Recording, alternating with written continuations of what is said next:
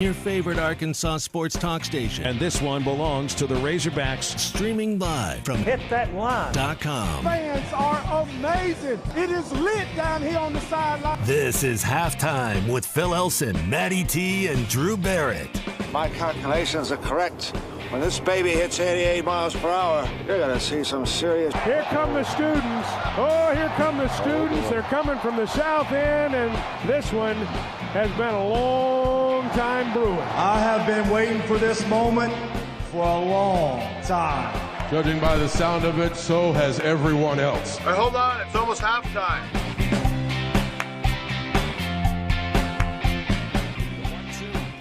And Pujols hits it out to deep left. At the wall. Gone. 693. 693 home runs. A historic home run. The 449th different pitcher he's hit a home run against. He's tied with Bonds, first all time. Also his 30th career homer at Wrigley. 693.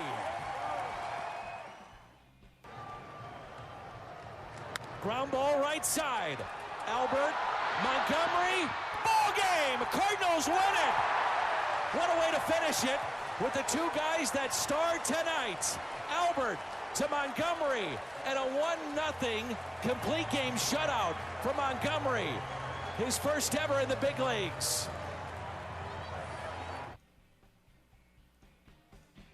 Pretty awesome. Smiley threw the ball well too. I think any other guy could have come out with the win today the way that they were both going at it. I mean, I'm just glad that we got the win on our side, but pretty outstanding. He kept the ball down, keep guys off balance, and just an unbelievable performance by him. Welcome into halftime on a Tuesday across the natural state. Phil Olson, Drew Barrett, Matty T. And those of you who have, those of you who really just listen over the past couple of months on to know, if you've listened for the past 4 years since we started this show, you know I am no Cardinals fan, not at all. We had somebody on the text line yesterday who is not a Cardinals fan say that it was making it a little bit difficult listening with you Cardinals fans that hit that line in ESPN Arkansas. Neither one of us are Cardinals Last time I checked, Drew is an Orioles fan. I'm a Pirates fan, and Ty doesn't really root for anybody in any sense. There are Cardinals fans that work at hitthatline.com and at ESPN Arkansas. I know Chuck is a Cardinals fan. I know Tommy is too. Many of the salespeople are not just Cardinals fans, but hardcore Cardinals fans. But me, no, not at all. Not at all. I've gone off on tangents about reasons that I can't root for the St. Louis Cardinals. But I think anybody that's got a heartbeat and cares at all about sports, even if you're not a baseball fan, you kind of have to stand in awe and at what Albert Pujols is doing in the twilight of his career, literally the twilight of his career, which the first half of this season, Pujols looked like the guy that the Angels released in the middle of last year. He really did, and he actually hit fairly well with the Dodgers last season. I think he surpassed his number of home runs and tied his RBI totals from the Dodgers last year yesterday with St. Louis.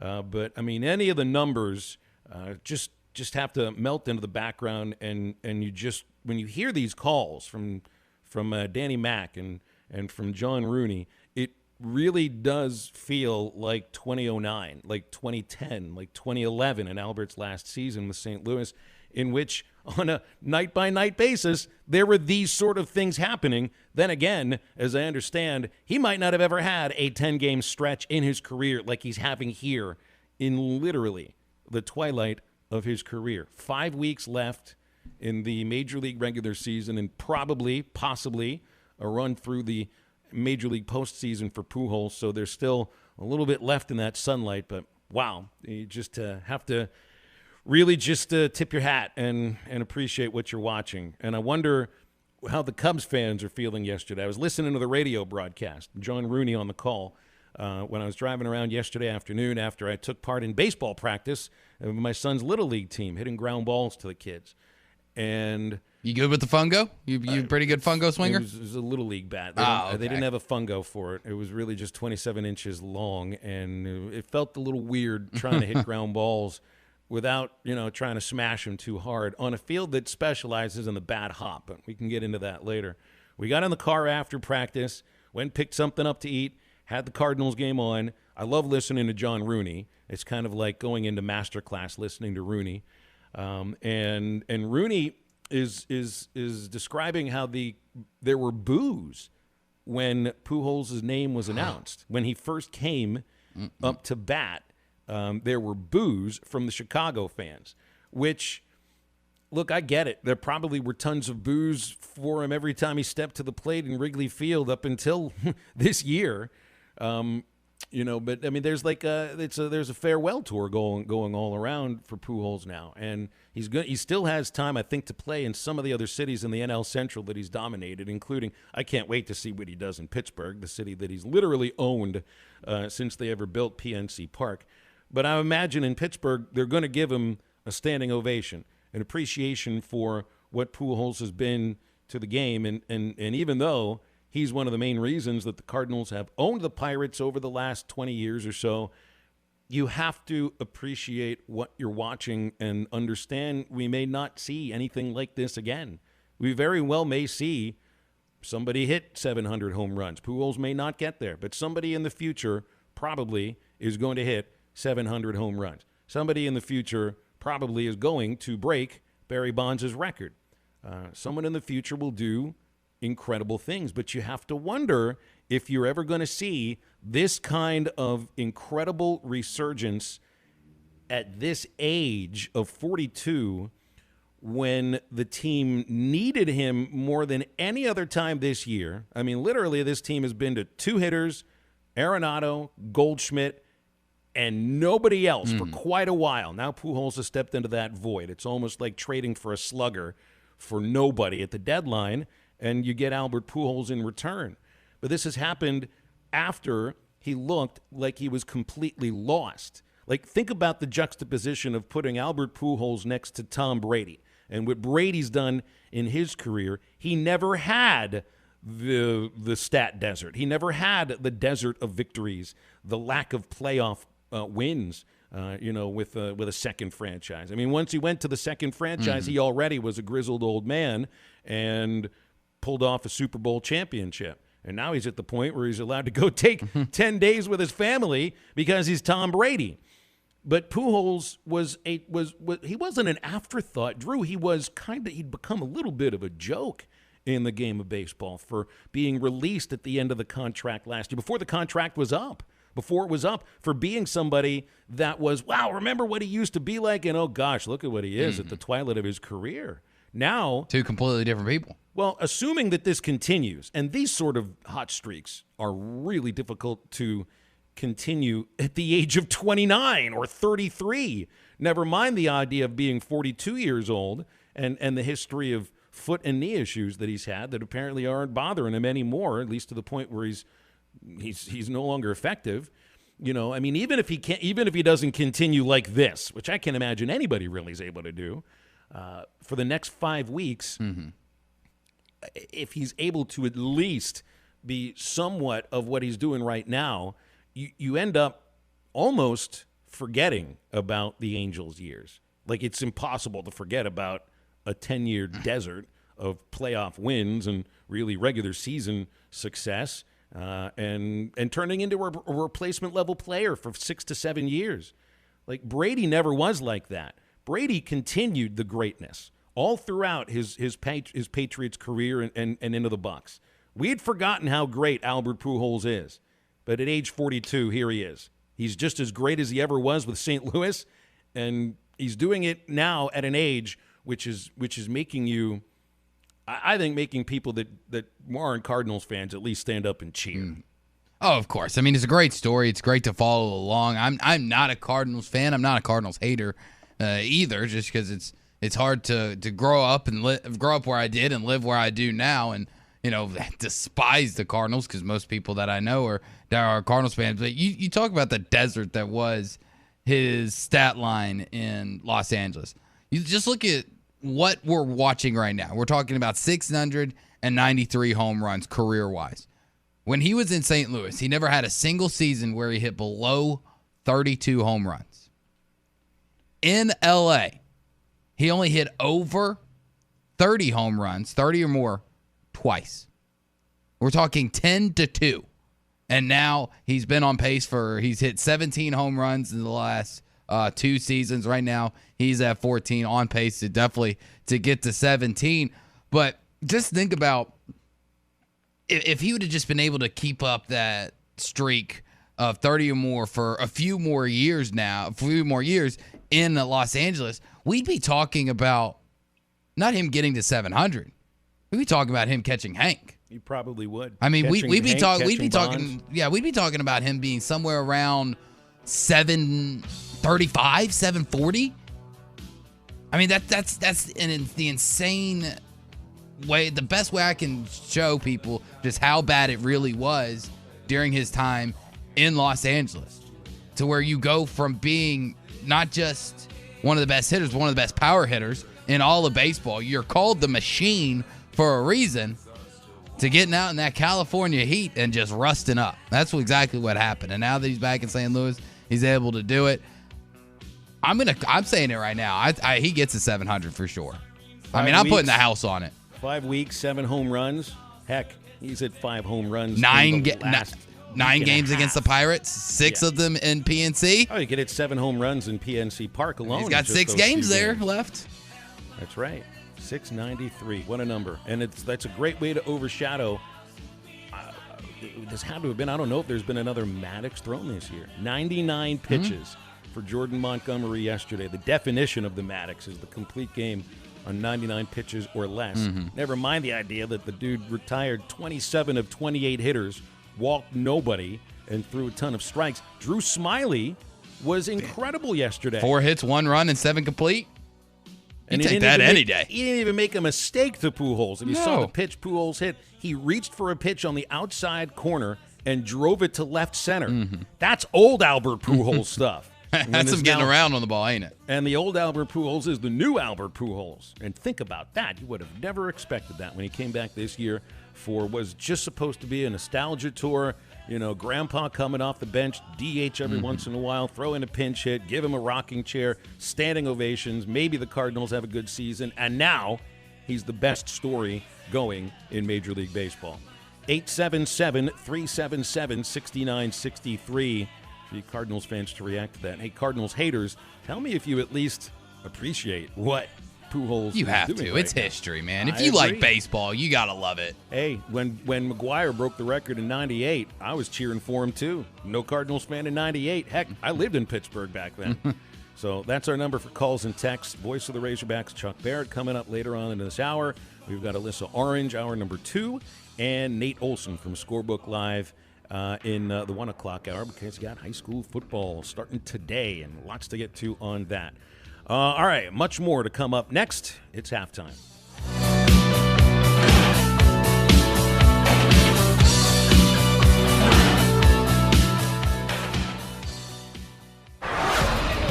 You're listening to Toyota Tuesday. Stop by your local Toyota dealer. Toyota, let's go places.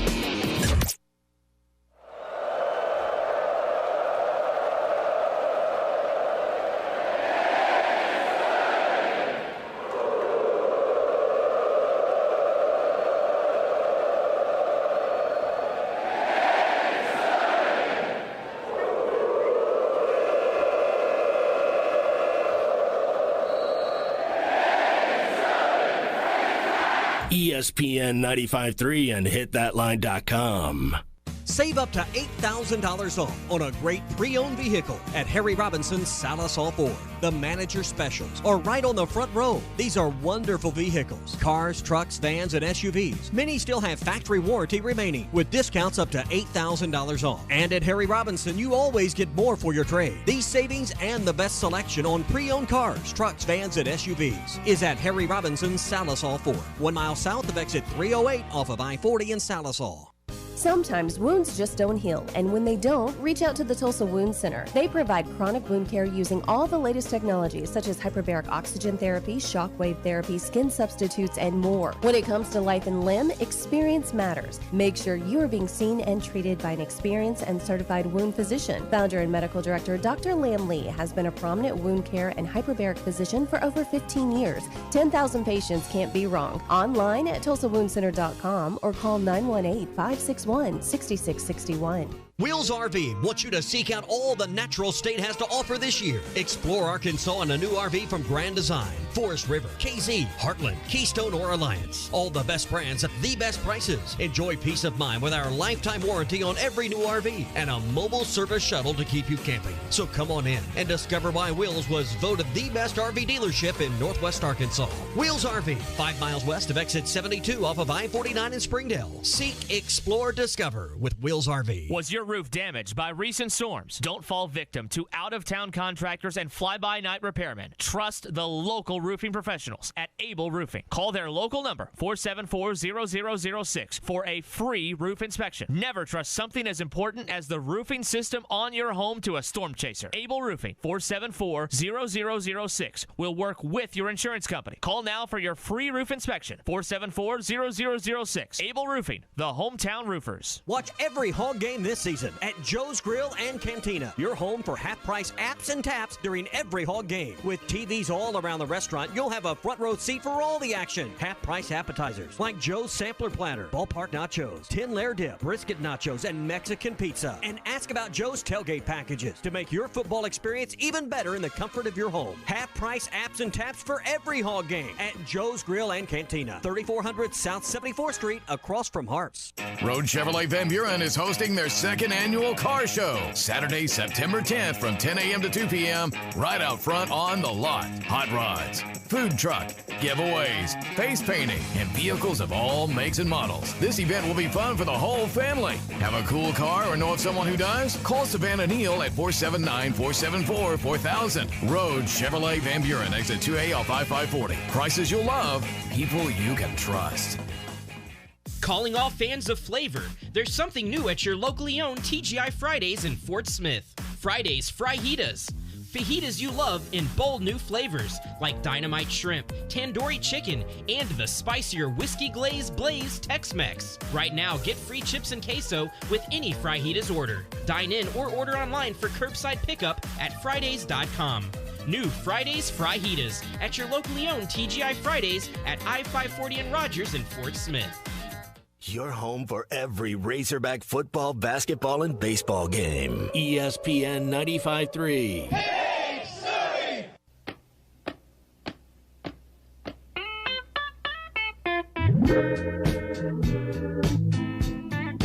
Love and happiness. But wait a minute, something's going wrong. Someone's on the phone. 3 o'clock in the morning. Make sure to follow Halftime on Twitter at HitThatLineAR and on Facebook and Instagram at HitThatLine. Follow the guys on Twitter at Phil Elson PXP, at Matt Travis, and at DBarrett36. Now, back to the guys. Here's Phil Elson, Matty T, and Drew Barrett.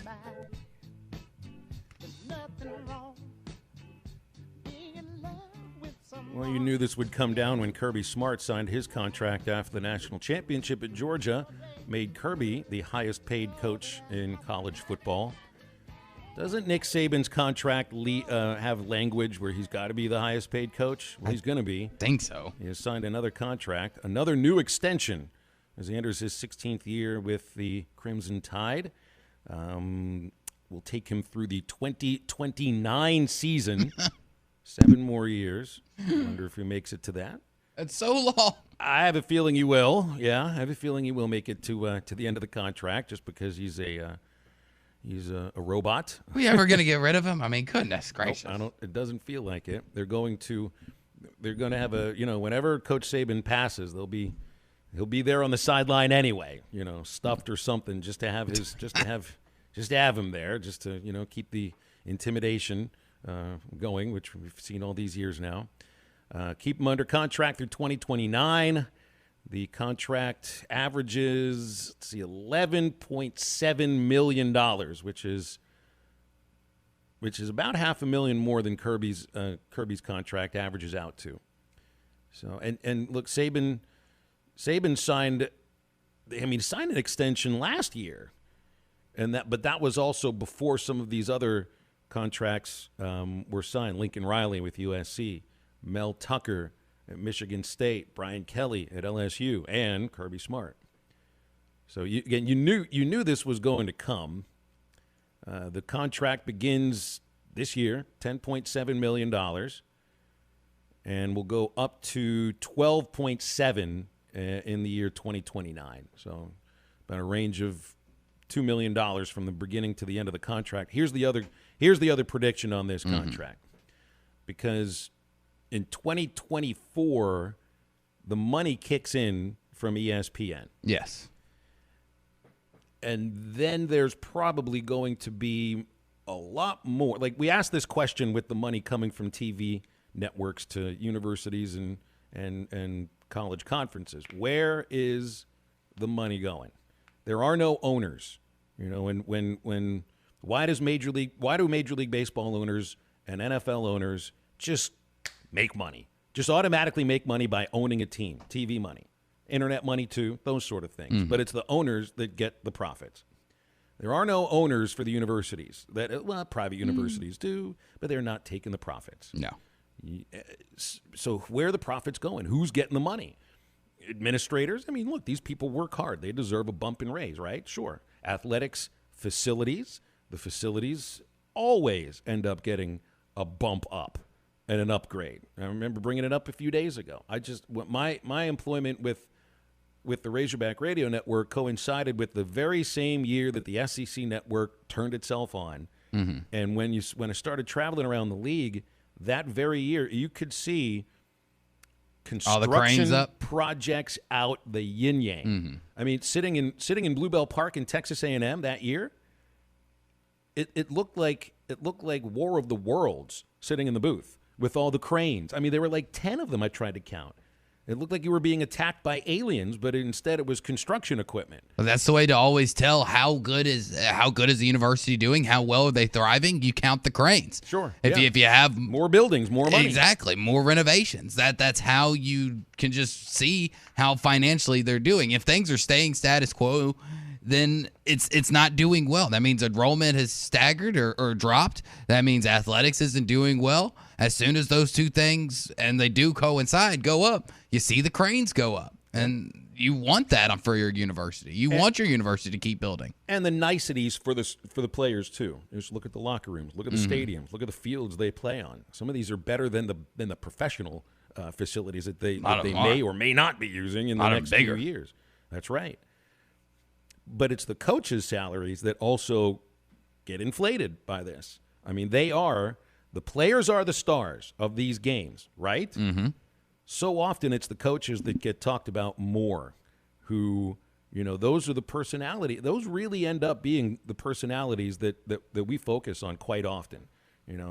Who's on the hot seat, who's moving up in the ranks in coaching in college football. We point out the players all the time. They're not getting paid by the universities. Not yet.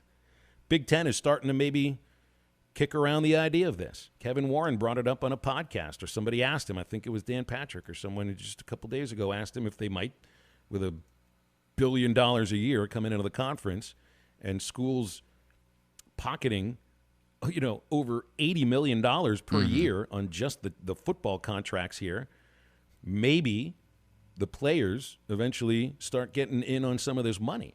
There's a court case that's going to end up in the Supreme Court probably next year, which may mandate this. The SEC is not talking about. We don't hear Greg Sankey talking about this very much, but it's the coaches' salaries that just start skyrocketing, and I mean they've been going up for years now, years and years before the SEC network was a thing, and all these TV contracts really started to get into the hundreds of millions, and we finally saw a B in front of a contract for the first time. But really, I think you look 8 years ago, 9 years ago, when conferences were making their own networks and were signing richer deals with television networks, that's where you see these coaches' salaries really start to increase.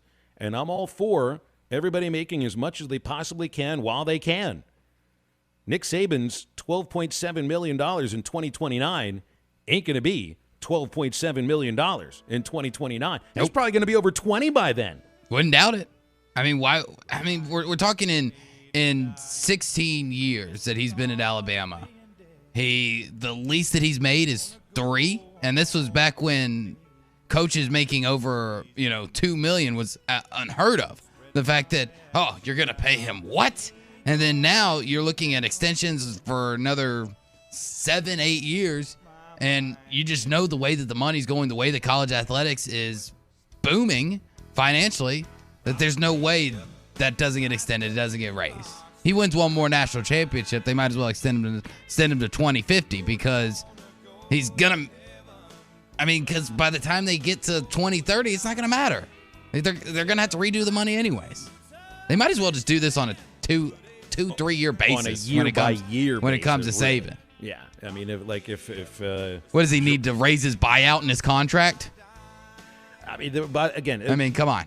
By the time you get to 2024, he's already going to be renegotiated a whole new contract. And then there's the other aspect of this that you look at a contract sometimes, you're like, well, maybe, the idea isn't really for him to be around that long. Mm-hmm. I think when Nick Saban signs a contract that says here till 2029, he's there till 2029. Like, I believe what I see from that. That's a guy who's going to be allowed to ride off into the sunset when he deems it necessary.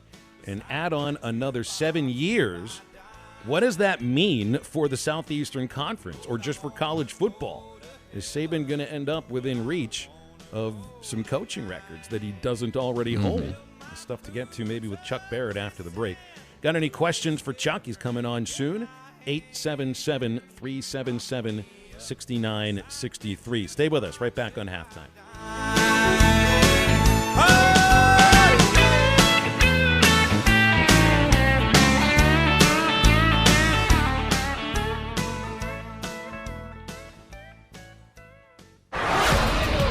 You're listening to Toyota Tuesday. Stop by your local Toyota dealer. Toyota, let's go places. Man, how can you afford gas for that big SUV? I pay less for gas than everyone else. I got the free Get Upside Gas app and get up to 25 cents a gallon cash back every time I buy gas. Hold on. You're getting up to 25 cents off a gallon with the free Get Upside Gas app while I'm paying full price? You know it. People earned over $1 million last year. You just got to take a picture of your gas receipt and bam, up to 25 cents a gallon cash back. You don't have to tell me twice. I'm downloading the free Get Upside Gas app now. Download the free Get Upside app now in the App Store or Google Play to save up to 25 cents a gallon when you buy gas. Use promo code UP for a 25-cent a gallon bonus on your first tank. That's up to 50 cents a gallon on your next tank. Just download the free Get Upside app at the App Store or Google Play and use promo code UP. Save money on gas on every fill-up. Just download the free Get Upside app and use promo code UP. That's UP. Visit GetUpside.com for terms.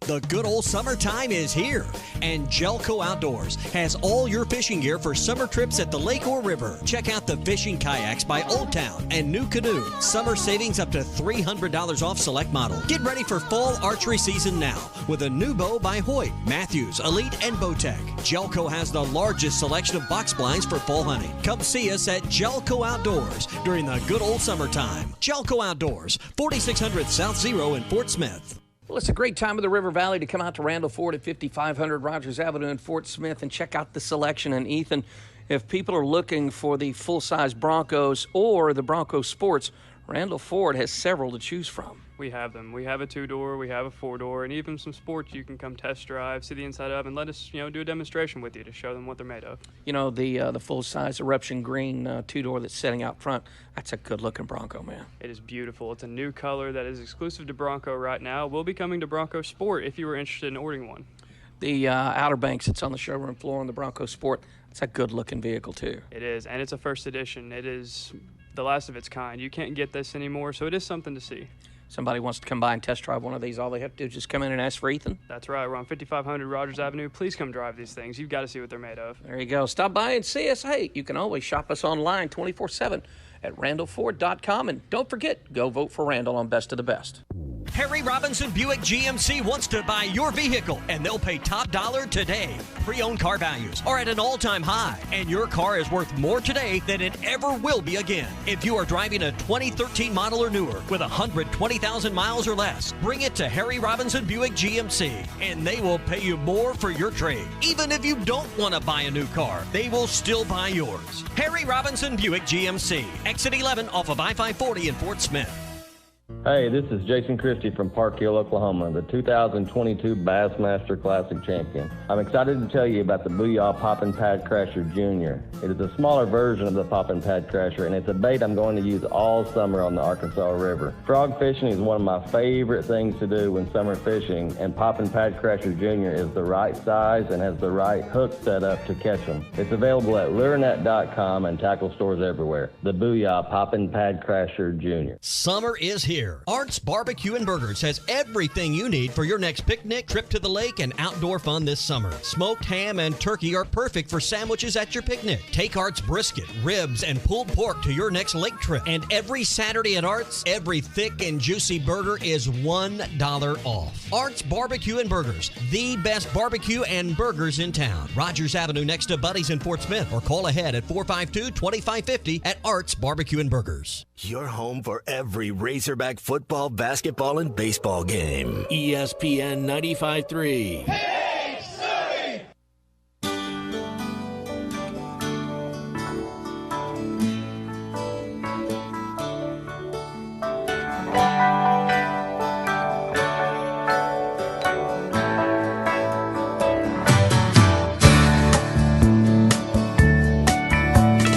I took off for a weekend last month just to try and recall the whole year. All of the faces and all of the places, wondering where they all disappeared. Now, back to the guys. Here's Phil Olson, Matty T, and Drew Barrett. And Chuck Barrett joining us here on Halftime, as usual on a Tuesday, and we always enjoy that. Chuck, how are you today? Man, I'm doing great. How are you guys today? Doing well. Doing well. A little bummed out that Nick Saban signed another contract extension to 2029. I mean, you kind of expected that it was going to happen because I'm pretty sure he's got the language in his contract that he's going to be the highest paid coach, no matter what. And Kirby had surpassed him. But I see 2029 as the year that the contract ends. He's in his 70s. Do you think Saban coaches in 2029, or is this just something to, a number that they put at the end of a contract? Well, it's hard to believe that he'd actually be able to do that. But by the same token, he's a healthy guy. I mean, what is he, 70, 71, 72, something like that? I could see him doing it. I think he's sharp. He's obviously still, very sharp mentally. He's in good shape physically. Would not surprise me. Now, I do think that this has as much to do with recruiting as it does anything, because what always happens when a legendary coach gets to be that age, is the guys recruiting against him are saying, well, he's not even going to be there by the time you finish.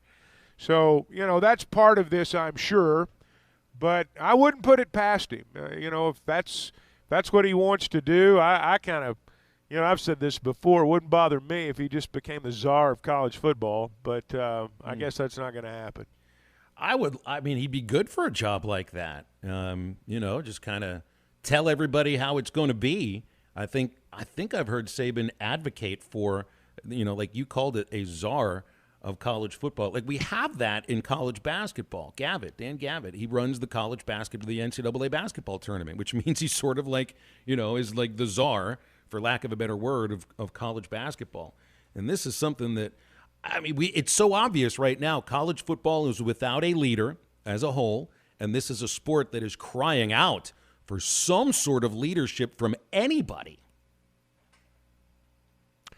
Well, they're going to have to break away, and I think that's probably going to happen at some point. I'm not saying it's imminent, but I think it's going to happen. I think we're moving in that direction. The way you govern and the way the Power Five operate, particularly after all these TV deals and, expansion's not done yet, or consolidation might be the better way to put it. But all that stuff still has some things that are left to play out. And I just think when it's over, the chasm between the haves and the have-nots is going to be wider than it's ever been. And I suspect that it'll be better for everybody if, the big guys, and it's not going to be the Power 5 anymore, maybe the Power 2 or 3, but I think they'll break away. And at that point, you have to have a commissioner at that point because you no longer be run by the NCAA. Gavitt is, in a sense, the czar of college basketball, but he's still got to answer to a lot of people. I think college football, as it moves its model more toward what the NFL does, can you imagine the NFL without strong commissioners? You look at how baseball has suffered without a strong commissioner. You look at what a strong commissioner did for the NBA in terms of turning it into a global brand. That's an important job, and that person charts the course. And so I think that's coming because somebody's going to have to save college football from itself at some point, I think. And I don't know who it's going to be. I always thought Saban would be a good guy for that, but that's a pipe dream. I don't. That's just kind of guys sitting around talking. But I do think he'd be good for the job. Yeah, and the way that you put it too about how college football is sort of creeping a little bit towards some kind of an NFL model. 2 big conferences. The way the Big Ten has structured the TV contract with dedicated windows on different networks just sounds exactly like the NFL. What did you make of Kevin Warren talking a couple of days ago, maybe about paying players? He answered the question, maybe. And in that case, you're going to need to unionize the student athletes. I mean, that's the thing that changes college football, maybe more than anything else. Once the money from the TV networks goes through the universities to the players, now we're in a whole different thing. Well, it's one thing for any commissioner to say something like that. It's a whole other thing for it to become reality. We may be moving towards that. I think anyone who says that they know what's going to happen, if they happen to be right, it'll just be a lucky guess. Kevin Warren, too, and his job is to make the Big Ten the most attractive spot for the best players in college football, just like, Greg Sankey's job indirectly is to do the same thing in our conference. And so he's, I'm certain, wanting to let the players know that there will be mechanisms in place for them to get paid. It sounds like there already are. Yeah. I mean, it sounds like there already are. When he said we're going to pay the players, I mean, my first thought was, well, the players are already getting paid. I mean, it's what these collectives are. And I know they say they're illegal, but I hadn't seen anybody get popped yet. So, I don't put a lot of stock in what people say right now. I think a lot of it's positioning. The Big Ten got the great TV contract. The SEC grabbed the headlines the next week with, the 9-game schedule and the 3-6 model. And, we're going to know before the end of the season, I think, what that's going to look like. And for better or worse, schools and conferences are going to have to realize that this is just another way for fans to keep score in the offseason. Yeah. You can put a scoreboard to dollars and cents, and that's what people do. And there's some one-upsmanship involved.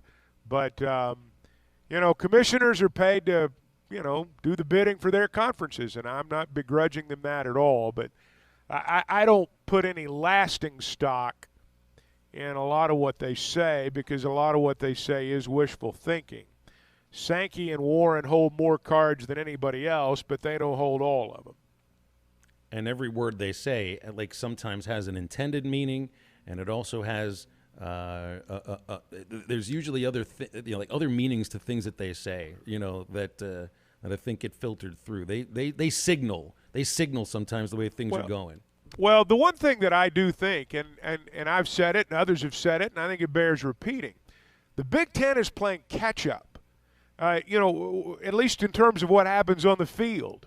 they can revel in this $1 billion TV deal, and they can listen to media people analyze it and tell them what a great thing it is for their conference.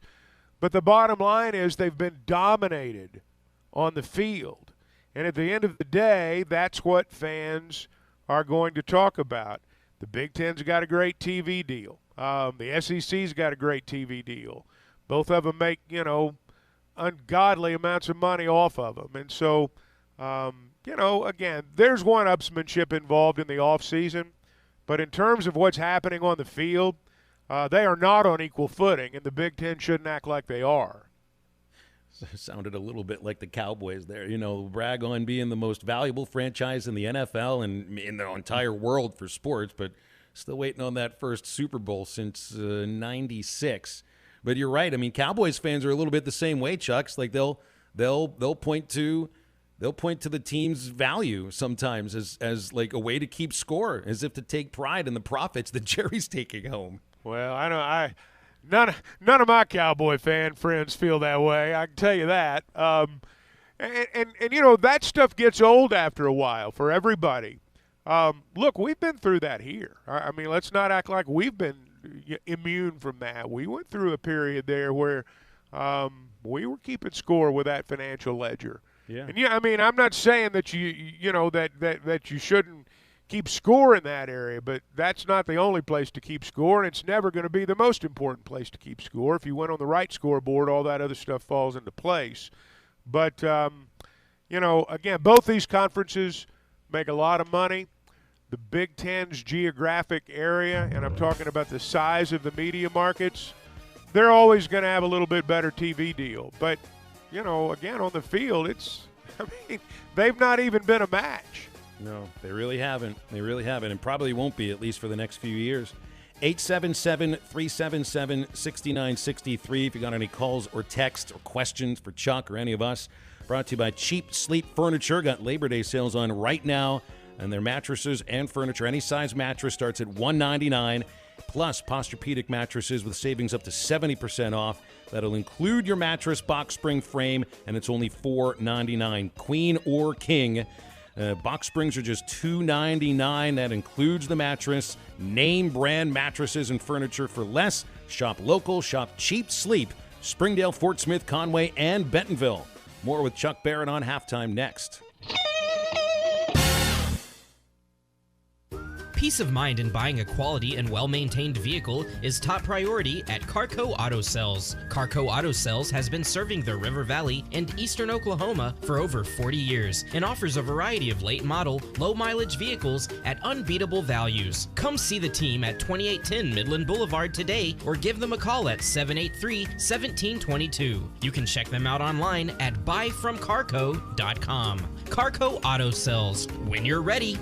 The most demanding anglers want equipment that fits their lifestyle. Make G3 Boats by Yamaha your fishing partner today at Adventure Oklahoma and Auto Finders in Roland. Want to just relax and rejuvenate? Then a Suncatcher pontoon by G3 is just what you're looking for. Now is the time to get in on the 2022 year-end model clearance event at Adventure Oklahoma and Auto Finders through September 1st. G3 Boats and Suncatcher pontoons built to last. See them today at Auto Finders and Adventure Oklahoma in Roland. See inventories online at autofindersok.com. Your search ends here. Norris Material and Supply Flooring Center now offers in-stock vinyl plank flooring starting at 89 cents per square foot. If you're a do-it-yourself kind of person, they have all the materials needed to lay your new flooring, or you can choose their professional installation. Whatever your choice, give them a call today to get a free same-day estimate. Financing available. For the best customer service from flooring to countertops, Norris Material and Supply Flooring Center is your local flooring professional. Check them out online at flooring.norrisms.com or on the corner of Wheeler and South Y, 479-289-7111. Hablamos Espanol. Hurry up, dude. The game's about to start. Nothing beats spending the day watching the game with your buddies. Dude, I'm literally right here. Let's do this. Which is why a shelter insurance renter's policy is key to your winning game plan. It protects things your landlord's policy doesn't. Dude, where's your TV? What? No way, dude. Like that flat screen TV that just got stolen. Ask Wade Gilkey in Fort Smith about Shelter's home insurance. Razorback football, fantasy drafts, new school supplies. It's my favorite time of year. I'm Jackie Mock with Mock Legal Solutions. Born and raised in the River Valley, I know how crazy traffic can get this time of year. As kids head back to class, remember to use caution at crosswalks and in school zones. But not all accidents can be avoided. If you or your loved one is injured in a car wreck, call today. 479-769-1505. No win, no fee. Mock Legal Solutions. Real advice, reasonable price. Needing your roof repaired? Ramos Roofing is a local company that has over 25 years of experience, specializing in your residential or commercial roofing needs in the Oklahoma area. Ramos Roofing, a company you can trust, offering discounts to senior citizens, law enforcement, or healthcare workers, and assists in your insurance claims. Ramos Roofing, standing behind their work so you can stand under it. Call 479-420-9903. That's 420-9903. Ramos Roofing, working with you to build a better home. It's time for Breeden RV's Labor Day blowout sale from September 1st through the 10th. With nearly $4 million of inventory, we are sure to have the next travel trailer, fifth wheel, or motorhome in stock and ready for adventure. That means now is the best time to get your first RV or upgrade your existing RV. Start 2022 with a Coachman Clipper for just $207 a month, or save $34,000 off MSRP on a 2022 Dutchman Astoria, both with maintenance for life. Don't miss your opportunity to save thousands at Breeden RV in Van Buren, where adventures begin. See dealer for details. Studies have shown that people who can count to 5 without saying 1 or 3 can also enjoy the new 2-4-5 breakfast deal at Hardee's. Choose from a sausage and egg biscuit, country fried steak, or biscuit and gravy, now for less. That means more made-from-scratch biscuits for me. Bite into the new 2-for-5 breakfast deal only at Hardee's. Feed your happy. Tax not included. Available for a limited time at participating Hardee's restaurants. Price of participation may vary. Your home for every Razorback football, basketball, and baseball game. ESPN 95.3. Hey, Surrey!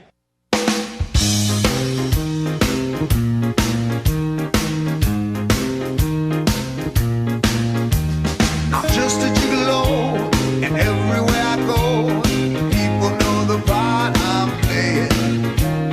Paid for every dance, selling each romance. Say, there will come a day when youth will pass away. What will they say about me when the end comes? I've known it but just a gigolo's. Life goes on without me.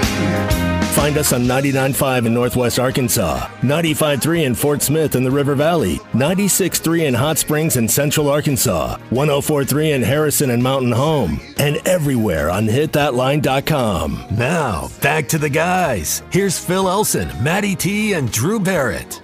And Chuck Barrett joining us here for this last segment, hour number 1 on halftime. By the way, I know Sam Pittman Live is tomorrow, our first broadcast of Coach's radio show at the Catfish Hole, 7 o'clock on this very radio station. So that really kind of means football season is right upon you when you're doing your Coach's show, Chuck. That's right. That's when I know it's here, and it'll be fun tomorrow night. I know there will be a lot of people there. It'll be packed, and it'll be that way, and there'll be there'll be a traffic jam on that side of town, but we'll all find a way to get there. Yeah, and we'll all be listening as well. One player that is getting a lot of talk here in the preseason is somebody that you pointed out to me to watch out for last year, and he showed some flashes. And it's wide receiver Warren Thompson, who came over from Florida State. A big body, very fast. I know there were a few drops last year, but he did show he can get behind the defense. And I mean, Sam Pittman, Kendall Briles, the other players on both sides of the ball are saying a lot of things about Warren Thompson that makes it seem he's taken some really big strides moving forward this year. Well, he's always passed the eye test, that's for sure. I mean, he looks like a big-time wide receiver. And, you take away – there were a handful of drops, but you take away that and, I thought everything he did was, what you expect from a big-time receiver. And those are things that, you hope will go away, and it seems like they have. And, they've got – when you watch them line up, when they will run out on the field the first time, when you watch them line up, when you've got Thompson and Landers at the wide spots. I mean, you've got guys that are 6'3", big bodies, guys who can go fight for the football. You put Hazelwood in that slot, and you line Knox up at tight end. You might even have Knox in the slot. You've got a formidable group right there. Now, the question is going to be, which one of them, and it sure would be nice if it was two of them, but which one or two are going to be the guys that he develops the comfort level that he had with Burks? Mm-hmm. Pittman's talked about it, and he's right. And it's pretty evident last year. If first option wasn't Burks and that first option wasn't there, he'd just throw it to Burks. And it was, it's hard to argue with that plan. Landers and Thompson, physically speaking, have similar builds to Burks. Now, I'm not saying they're Burks, but I'm saying they're big targets. KJ, to me, when I think of him as a passer and utilizing these receivers, he's going to have to, accuracy is going to be important on intermediate routes. That's going to be one of the things that's obviously going to be critical. But I think these guys, I think it's a good group. Now, there's not a Burks. There's not that, once every 20, 30 years kind of guy. But I'll submit to you it's a deeper group than what they had last year. And I've tried to make the same point with, contrasting or comparing Kevin Kopps and the Arkansas pitching staff in 2021 to a little bit of what football is dealing with as far as wide receivers are concerned. You can't replace it with one guy. It's got to be by committee. But on the other hand here, and this is, I think, to the heart of what you're getting at about KJ developing an on-field relationship with at least a couple of these receivers, you still have to have like a number one. Like a bullpen still has to have a guy that they trust to give the ball to in the 8th or 9th inning. They got to close a game. Might not be the way they did it with Kopps. It's the same with the wide receiver group. You're not going to have somebody have the sort of season like Burks, nor should you expect it. But you still have to have somebody step up. You got to have a number one, right? Oh, and one will develop, one will emerge. I think that I think we'll probably see that happen pretty quickly, and I think it'll be obvious who it is. Quarterbacks have to find that comfort level. The thing about football is that, we can talk about the quarterback and the receiver, but, man, there's 9 other guys that have to do their job every play. And I know you got other guys in baseball, but, man, that pitcher's got direct control over everything that happens. And, I like the offensive line. I think it's a physical group. I think that they're going to be able to do a lot of the things that they want to do offensively. I think they're going to be able to run the football. I would expect Rocket to get the lion's share of the work early on, particularly till Dominique, is back at full speed. But when they line up, when that first unit lines up, and I'll say this on both sides of the ball, when they line up, that looks like an SEC team. And, I mean, they run and they move like an SEC team. Drew Sanders is, he's a beast-looking guy, linebacker. Looks like a defensive end out there. He's 6'5", and he can run. So they pass the eye test all over the field. And I think the wide receiver group's going to be reflective of that. You brought up the run game there, Chuck. And what is the latest on Dominique Johnson? We know that he's more like 90% not going to play the Cincinnati game. Is he on track to be back by South Carolina? Well, I'm not sure about that. He, they're going to ease him back in, and he's really just kind of getting to the point where they're, really beginning to ease him back in. And, one of the realities is that once you start playing games, the guys who are available are going to get the vast majority of the reps week to week. But obviously, you want to get him back, get him ready to play. How soon it's going to be, we're just going to have to see how he reacts to a lot of the things that go on. And sounded like from what Coach Pittman said last week, he was getting close. He was getting close to where they, felt like that, maybe they could find out a little bit more. But sounds like it's going to be a little while. But he's a big, tough kid, so I wouldn't put anything past him. Mm-hmm. Now, something that's kind of died off that I think we've talked about a lot this offseason, all through summer, leading all the way up to camp was the usage of Malik Hornsby. And it seems like in the last week or so or 2 weeks, that conversation has really died down. Is that just from, us media people not talking about it, or is that not looking to be as big of a emphasis on this offense that we thought it might be? Well, I think particularly coming out of the bowl game last year when we saw what he did in that game and how they utilized him, it's only natural for people to wonder if they're going to utilize him that way in every game. And I think there will be some situations where they do utilize him like that. But I think this receiver group's really deep. And, I think those are the guys from a receiver standpoint that you're going to rely on. Malik's in the quarterback room. And, there I'm sure will be situations where we see him at quarterback. And I'm equally sure there may be some situations where we see him line up in other spots. But I don't know that he's going to be a guy that, he's going to line up as a receiver, 8-10 times a game. I don't think it's going to be like that. I should say I'll be surprised if it's like that. Yeah, I guess I'd be surprised at that as well. But I'm interested to see what he can do if he's got to line up at quarterback because, he's the guy that's going to take over after KJ. KJ's the dude this year. You're going to need Malik probably to be the dude next year. Some of that's situational too. I mean, Cade Fortin's done a really good job in camp from what I'm told. And, some of that may be situational depending upon where you are in the field, on the field, in the, if you're in plus or minus territory, what the score is. I think they'll be fine at that spot. First off, I think KJ's just tough as a boot, and they're going to have to knock him out of the game. But I think they'll be okay at the other spots. I think you're right about KJ. It would take carrying him off the field to get him off. Chuck, appreciate you, man. Thanks for your guys. time. Thank you. Enjoyed it. Appreciate it, Chuck. Chuck will be on the Morning Rush tomorrow. And, of course, on Sam Pittman Live tomorrow, 7 o'clock at the Catfish Hole, which will be on this very radio station you're listening to.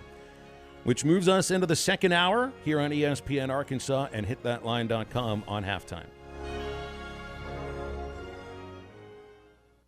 Wave Rural Connect has opened their Lutherville zone, serving Hagerville, Knoxville, Lamar, and Ross areas with fiber internet starting at $49.95 a month. TV and phone service available too. Sign up now and the $100 install fee is being waived. Call 833-492-8372 or go online to signup.waveruralconnect.com and get the best customer service available and the fastest internet from Wave. Arkansas Valley Electric Cooperative and Wave Rural Connect, changing the communities we serve. Come on along, head for the mountains of Bush Beer. Head for the mountains, it's cold and it's smooth and it's waiting for you. Come on, head for the mountains of Bush Beer. Head for the mountains of Bush. Head for the mountains of Bush.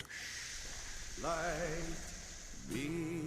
Enjoy responsibly. Copyright 2022. Anheuser-Busch, Busch, and Busch Light Beer, St. Louis, Missouri. Riley Farm Dental at the entrance to Riley Farms provides every type of dental care and procedures for you and your family. From general dentistry, braces, implants, and cosmetics, Dr. Bo Sparkman and Dr. Brogan give all of their patients better lives with a better smile, more confidence, and a comfortable experience every time. Riley Farm Dental, 5901 Riley Park Drive, Suite A, at the entrance to Riley Farms. Call 226-3500 for an appointment or visit RileyFarmDental.com. Whew, it's hotter than car lot asphalt. That can mean only one thing. It's time for the Rath Auto Resources Summer Sales Drive. Every summer, we set our goals to sell more cars than the year before and break every sales record. That means huge savings for you on a great selection of Rath Road Ready premium pre-owned vehicles. Each one hand-picked and reconditioned in our Meineke Car Care Center. Don't let the lot fool you. When they're moving this fast, most of the inventory never makes it to the lot or the internet. No worries. Just call, click, or come by and let one of our friendly non-commissioned solution specialists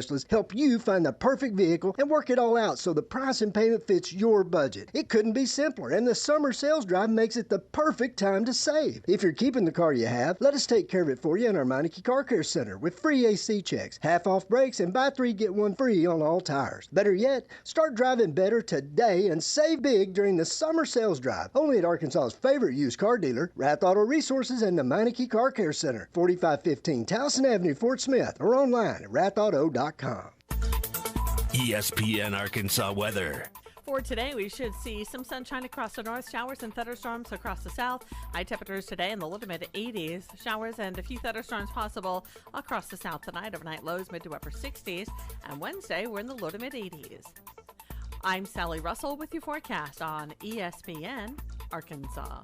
The weather is brought to you by W&W Automotive Complete Automotive Service and Repair, 242-1600. KERX Paris Fort Smith. The Bud Light Countdown is on. Arkansas football begins in 11 days.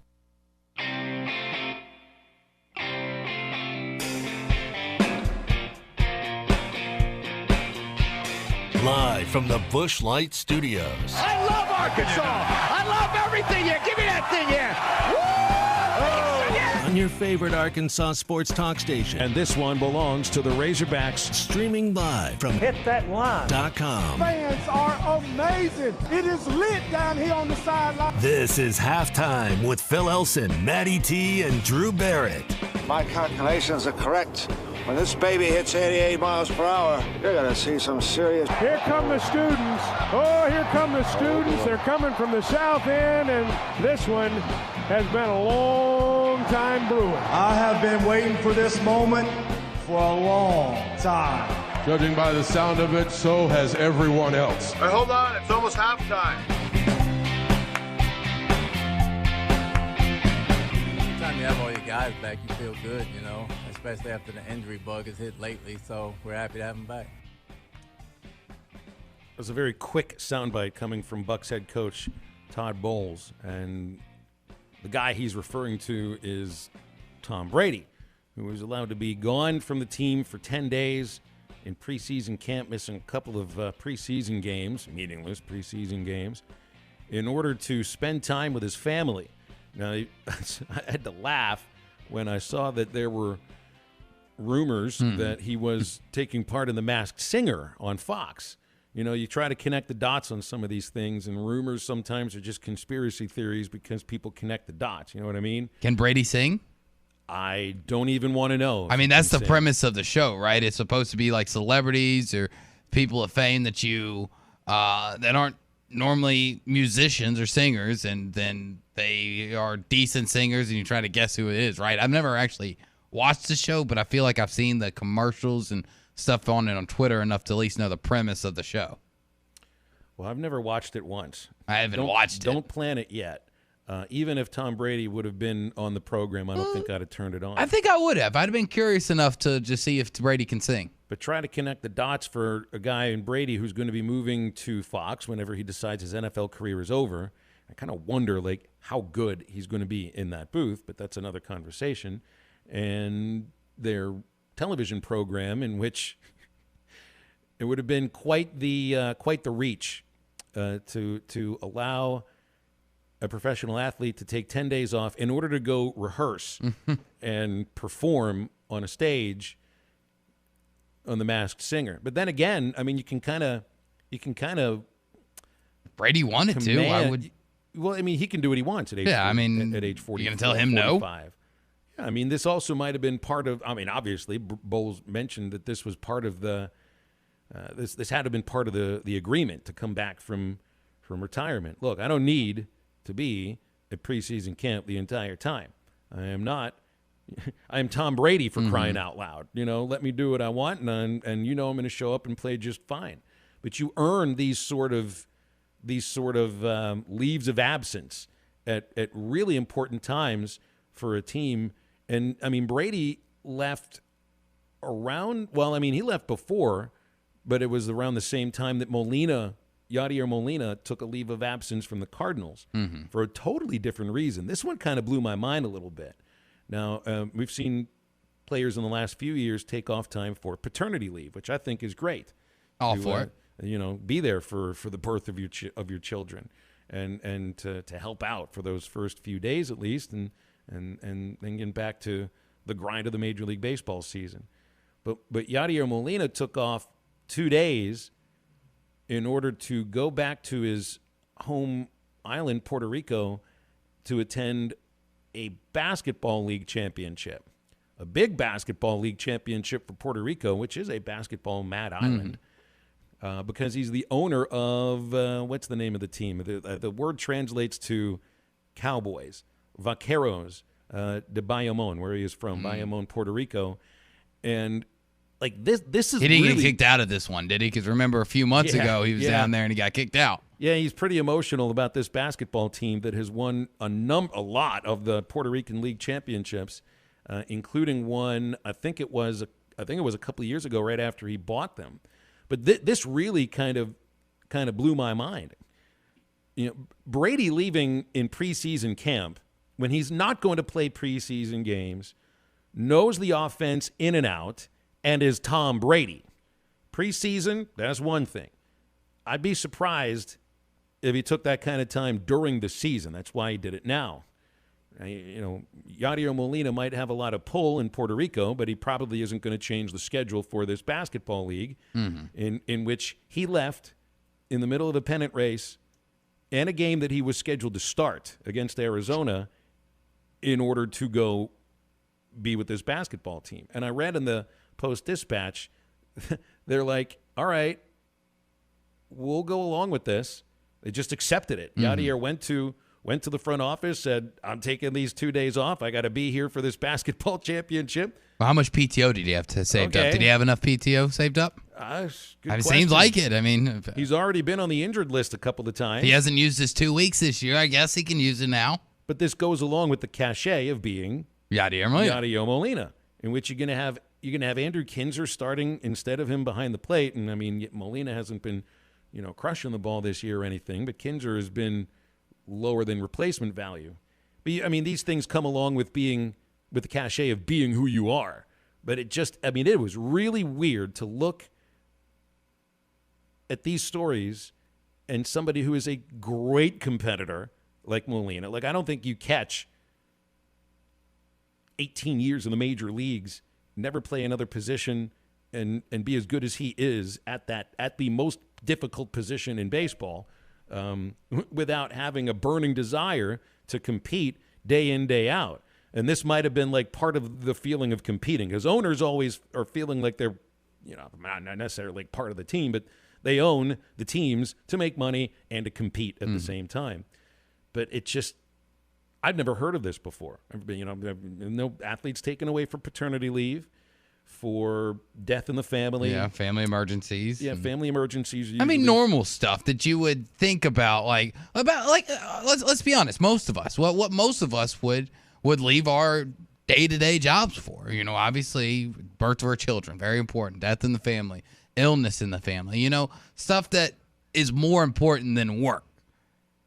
Maybe to Yachty, a Puerto Rican basketball championship game is more important than playing in game 110 or 111 of a 162-game season.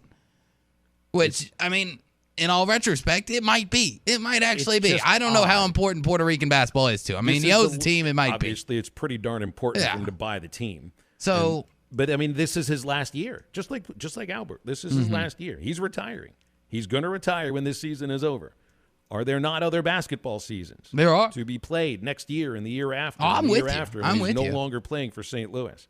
But if that's his prerogative. That's exactly right. He's earned the right, obviously, in the eyes and the minds of the Cardinal front office and the Cardinal fans who would criticize Yadier Molina after they criticized their grandmother.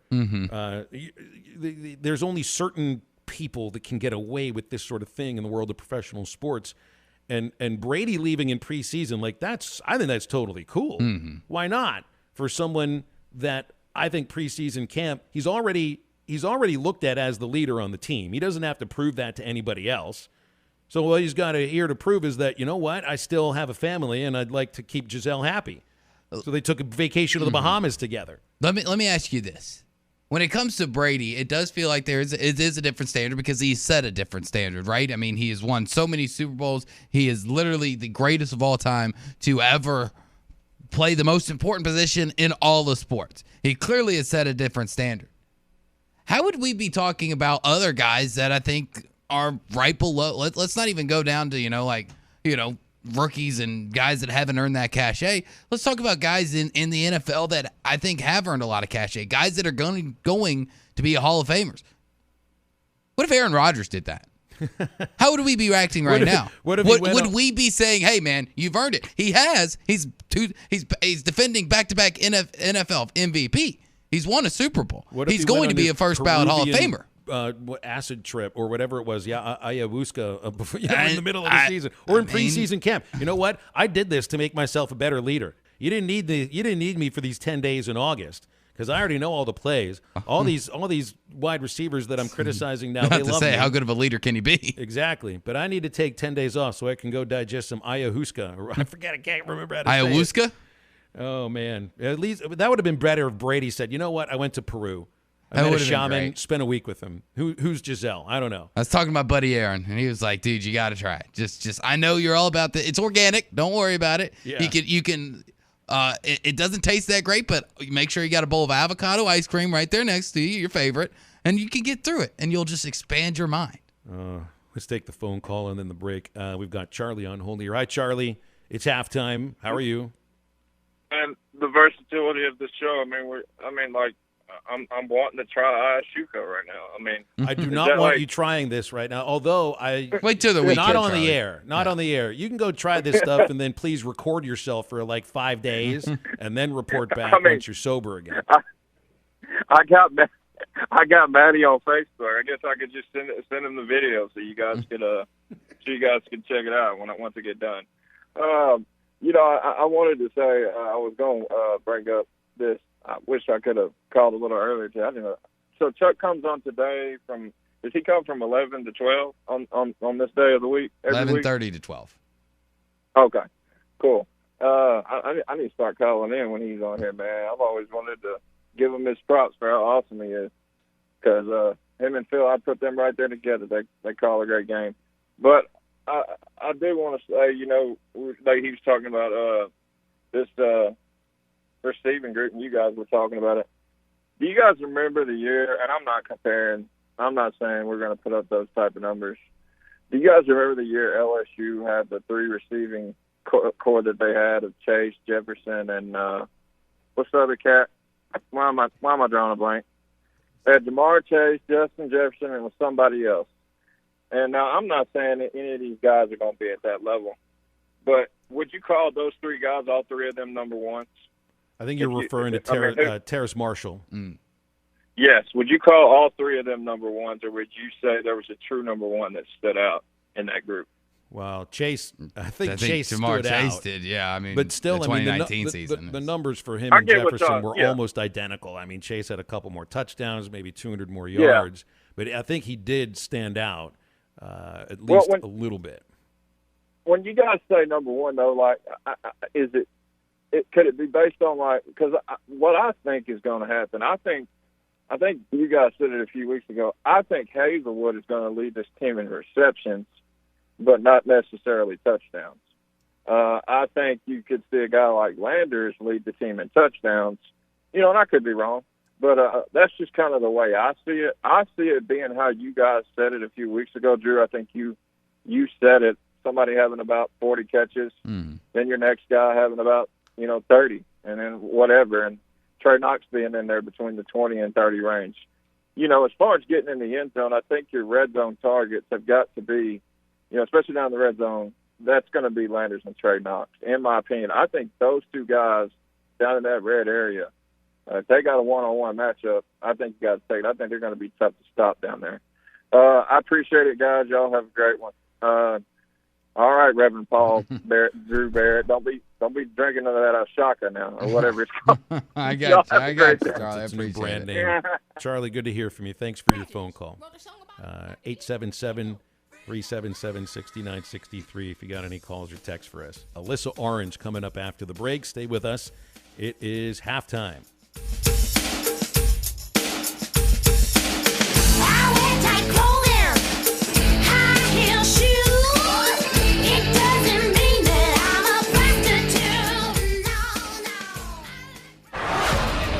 You're listening to Toyota Tuesday. Stop by your local Toyota dealer. Toyota, let's go places.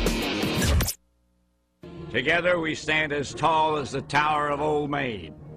Our memories are etched in stone like names on Senior Walk, and our blood flows Razorback red. For 100 years we've been hog wild, and today we continue the tradition. We are Arkansas Razorbacks. Listen to every Razorback football game this season right here on ESPN 95.3 and hitthatline.com. Save up to $8,000 off on a great pre-owned vehicle at Harry Robinson's Salisol Ford. The manager specials are right on the front row. These are wonderful vehicles. Cars, trucks, vans, and SUVs. Many still have factory warranty remaining with discounts up to $8,000 off. And at Harry Robinson, you always get more for your trade. These savings and the best selection on pre-owned cars, trucks, vans, and SUVs is at Harry Robinson's Salisol Ford. 1 mile south of exit 308 off of I-40 in Salisol. Kids are back in school, and now it's time for Mom and Dad to have a no sales tax furniture shopping spree. At Prank Row Furniture, starting August 12th through Labor Day weekend, Prank Row Furniture is going to pay your sales tax. That's right, sales tax paid on all made in the USA furniture and on all appliances. Family owned for 28 years, we have in-store no credit check financing and service after the sale. Come see us at Prank Row Furniture. Best seats in the house. Ace is the place with the helpful hardware, folks. Jaeger's Ace is your place for hot savings on DeWalt. Enjoy your tunes outside while you work or play with the 20-volt max lithium-ion job site Bluetooth speaker for $99.99 with your Ace Rewards card. Or stay cool with the DeWalt 20-volt max variable speed job site fan for just $109 with the Ace Rewards card. One instant rebates, your Ace Rewards card guarantees it at Jaeger's Ace Hardware. Hurry in, this offer ends August 30th.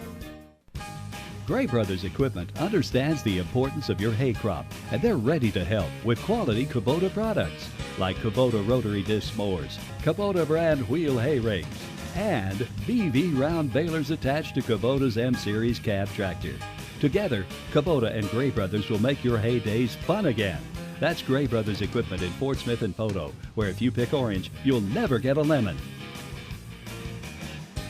Find your dream boat at Auto Finders and Adventure Oklahoma in Roland. With their G3 boats and Suncatcher pontoons, you will find quality you can trust, including G3 boats by Yamaha's industry-leading limited lifetime plus 5-year warranty from bow to stern. Performance you can see, quality you can trust, and the satisfaction you feel with G3 boats and Suncatcher pontoons. Don't miss Auto Finders and Adventure Oklahoma's 2022 model clearance event through September 21st, and view their complete inventory online at autofindersok.com.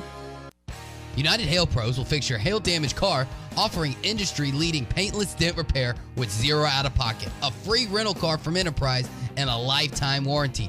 Locally owned and operated. Schedule today at UnitedHailPros.com. Call United Hail Pros today at 479-309-3998. We're on our way. Trust United Hail Pros. Stop by your locally owned TGI Fridays at I-540 in Rogers in Fort Smith, where it's happy hour all day, every day. Stop by anytime and try our $4 cocktails. Choose from a Bloody Mary, Cape Cod, Tequila Sunrise, Whiskey Sour, and more. There's also $5 glasses of wine, and Miller Lite 12-ounce drafts are always just $2. Get to TGI Fridays for lunch Monday through Friday for our $9.99 burger deal, available until 3 p.m. and comes with fries and a soft drink, tea, or Miller Lite draft. Order online for pickup at Fridays.com. Your home for every Razorback football, basketball, and baseball game. ESPN 95.3. Hey, Surrey!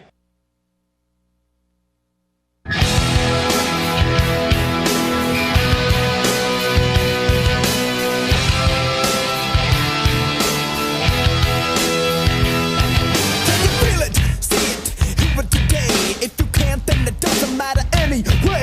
You will never understand it, cause it happens too fast. And it feels so good, it's like walking the glass. It's so cool, it's so hip, it's alright. It's so groovy, it's out of sight. You can touch it, smell it, taste it so sweet. right. But it makes no difference cause it knocks you off your feet. Now, back to the guys. Here's Phil Olson, Matty T, and Drew Barrett.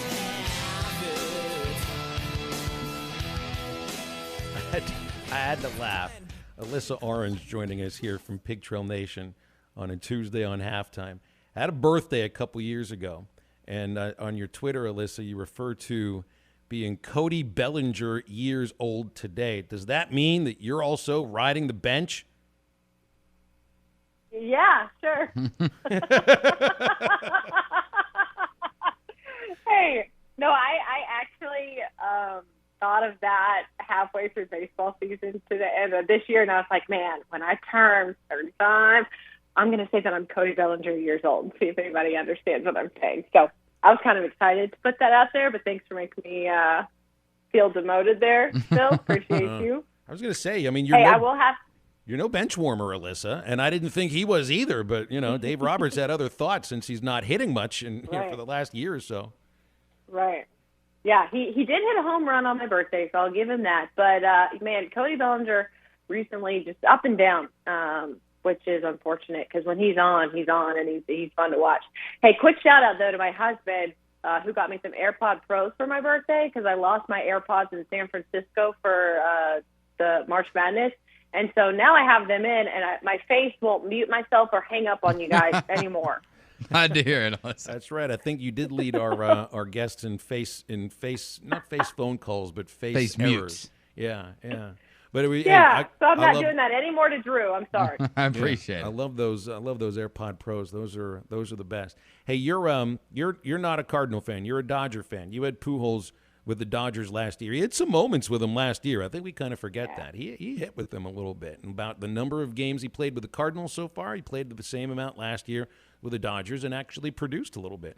But seeing him with St. Louis now, and I mean the Dodgers and Cardinals are sort of mortal enemies. I know they've got their own in-division rivalries and everything, but as an outsider here, how do you view this incredible week, 2 weeks, and really the last couple of months that he's put up? Yeah.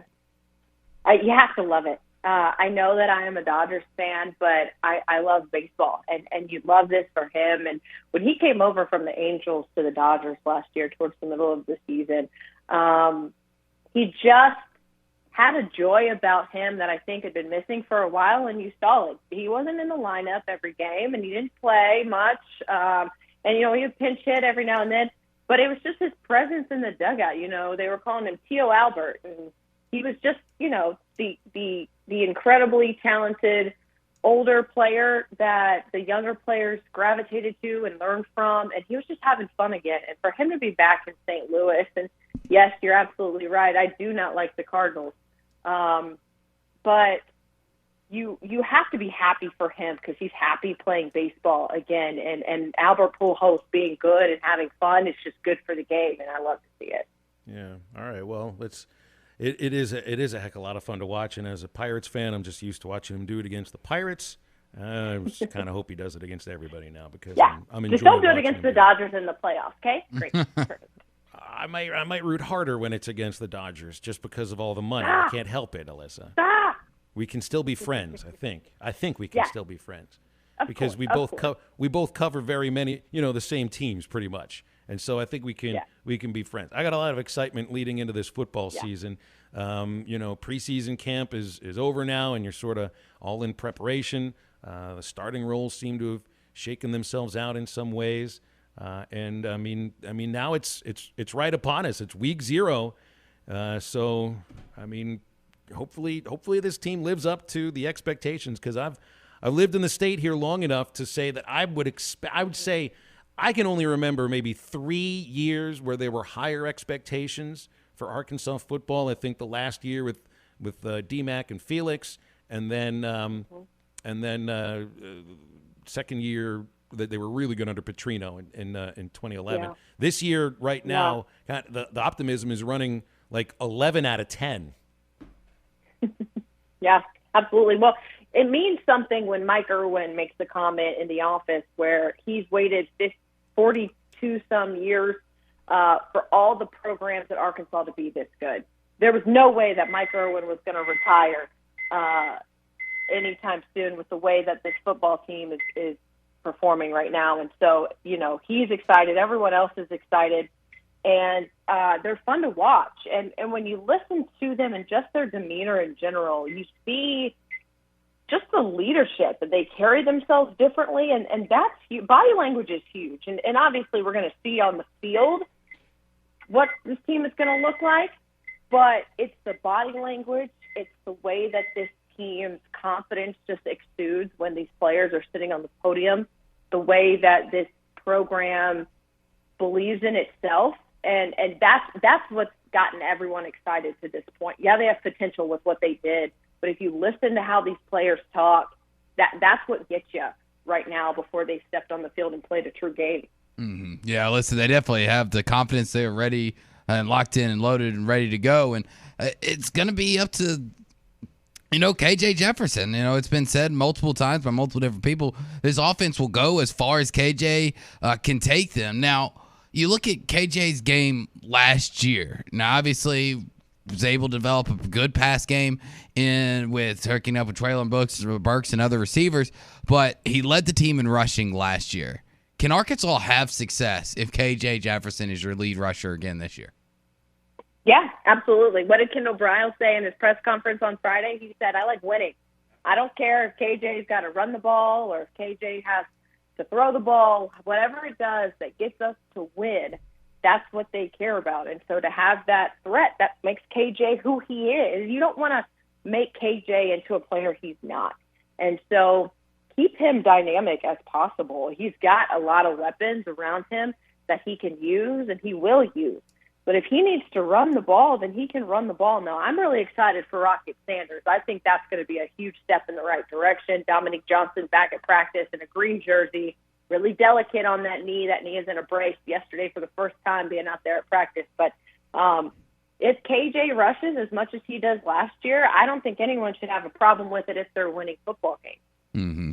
From one number one to the other number one, and from offense to defense, Jalen Catalon named to the preseason AP second team All-American. There's plenty of All-American lists out there, Alyssa, but when you hear AP, it does make it a little bit more special. And I'm not going to ask you what it would mean to be preseason, but do you think that Jalen Catalon finishes the season as a second or maybe even a higher AP All-American?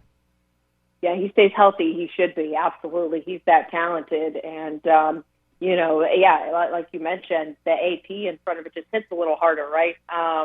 And so he's always had the talent. We've seen it. He's better. He's faster. I mean, look, they were doing a drill the other day, and Mike Irwin and I were talking about this, where the DBs had those boxing gloves on. Mm-hmm. Thought it was really cool. They can't grab jerseys with boxing gloves on. They can't really even catch a ball, right? So it's all about footwork, being in the right spot, really, really honing in on the coverage aspect against these one-on-ones with wide receivers. And it's hard. I mean, DB's got these gloves on. Jalen Catalon is over there still knocking balls down and still playing great cover with boxing gloves on. I mean, this kid is just so talented. If he stays healthy, I truly think that he might be a really, really bright spot on this football team coming at the end of the season. What we all hope for is we get one more year after this one with Jalen Catalon, because that NFL could start calling. And, I'd love to see him play for at least 2 more years. I want to hit on something you'd mentioned a moment ago about, how you expect the offense to operate, and talking about leading rushers and all that. We got a lot of people texting in. I think the going theory is that at least the first game, who knows how defenses are going to play Arkansas weeks 2 through 12, because it's all based upon whatever happens leading up to that game. But Cincinnati, they're going to play the run, right? They're going to make KJ beat them in the air. That's the only way I see Cincinnati at least opening up the game, until they're proven otherwise, that KJ and this group of receivers can move the ball through the air. I think that's going to be obvious in the first half in 2 Saturdays. Yeah, I think so. And the good news for Arkansas is if these wide receivers have developed the way that these coaches have said that they were. I mean, Kendall Briles said they were the question mark, and they're not anymore. They are talented. They are a deep group. They've got a lot of weapons for KJ to connect with, and I think that people are going to be pleasantly surprised when they see these wide receivers play this first game against Cincinnati, and all of these concerns that you have go out the window.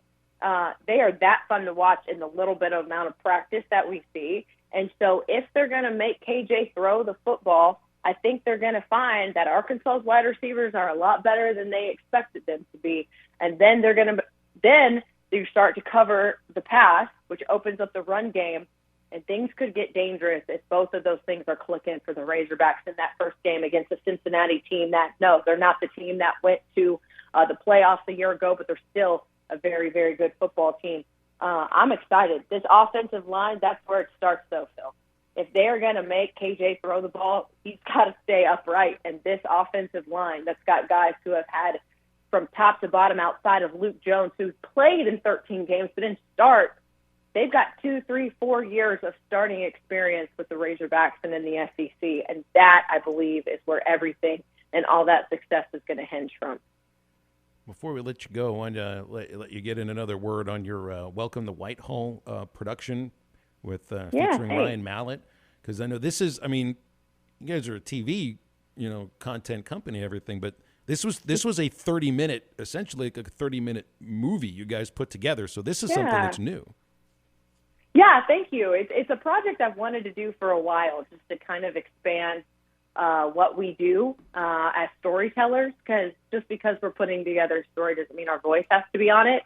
And when I pitched the idea, I think some of my bosses were a little leery, and I was like, just let me try. I've wanted to do it for a while. COVID happened, and then I also think you got to find the right story. But it was so fun to be able to put this together and really be able to show what Ryan is doing right now, Jarius Wright being on his staff, Whitehall, that football team, and let them tell the story. I didn't need to do that. They did it for me. And I really enjoyed being down there and putting it together. So if you haven't watched it, it's on our website, nwahomepage.com, and 19 minutes long. And it was really, really fun to put together. So if you haven't watched it, I'd love for people to go check it out. Appreciate you as always, Alyssa. Thank you so much for your time. Thanks, guys. Appreciate it, Alyssa. You got it. That's Alyssa Orange from Pig Trail Nation. Turned Cody Bellinger years old just 2 days ago. Today is a big day. It's Taco Tuesday at Joe's Grill and Cantina in Fort Smith. It's a reason to celebrate because crispy beef for chicken tacos are just $1 all day long. $2.95 for your pork carnated tacos, and $1 extra for the brisket or pork belly tacos. Only $3.25 to get one of the great craft drinks at Joe's Grill and Cantina in Fort Smith. Just download the Waiter app to order, or go to joesfortsmith.com for more information. You can order there as well, or give them a visit across from Harps in Fort Smith. Joe's Grill and Cantina. Calls and texts on halftime, 877-377-6963. We will be right back.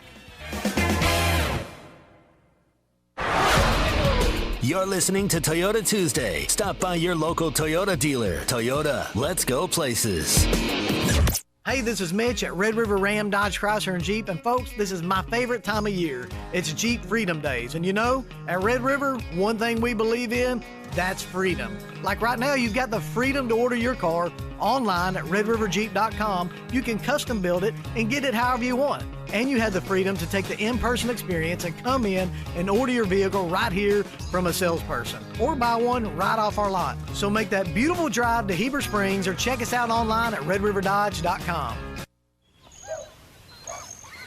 Long weekends are all about getting a little you time.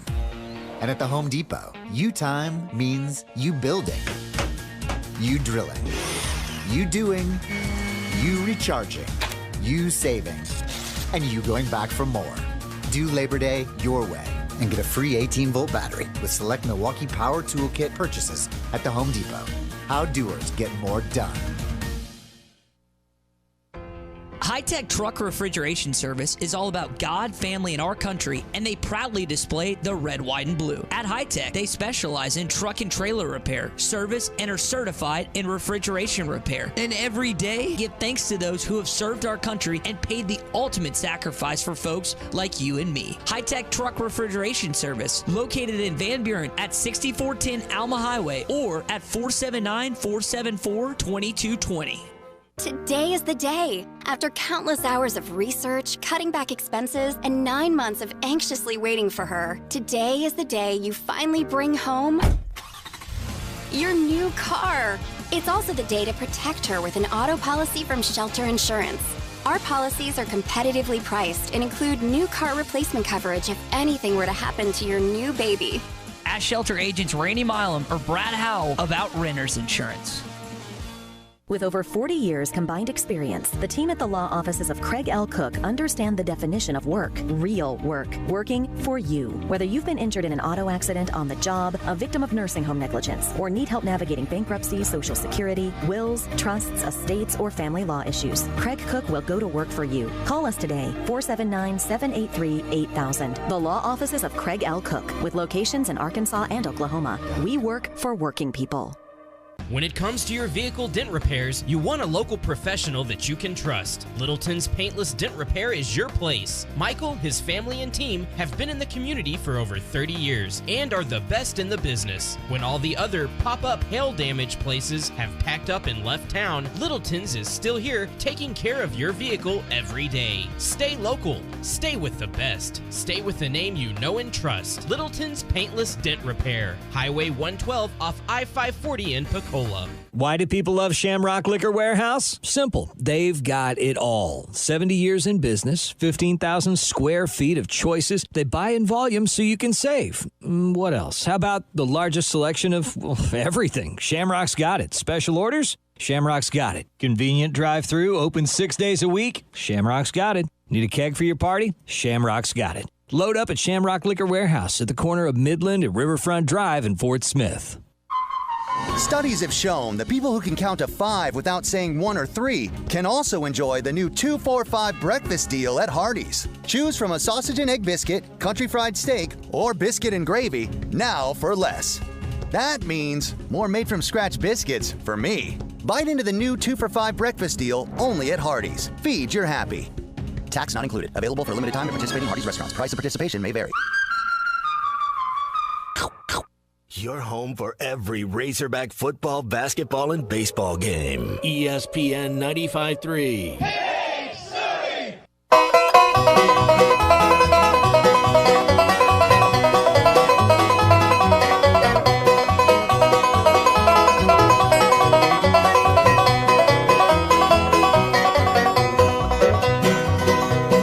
Dooley was a good old man, he lived below the mill. Dooley had 2 daughters and a 40-gallon still.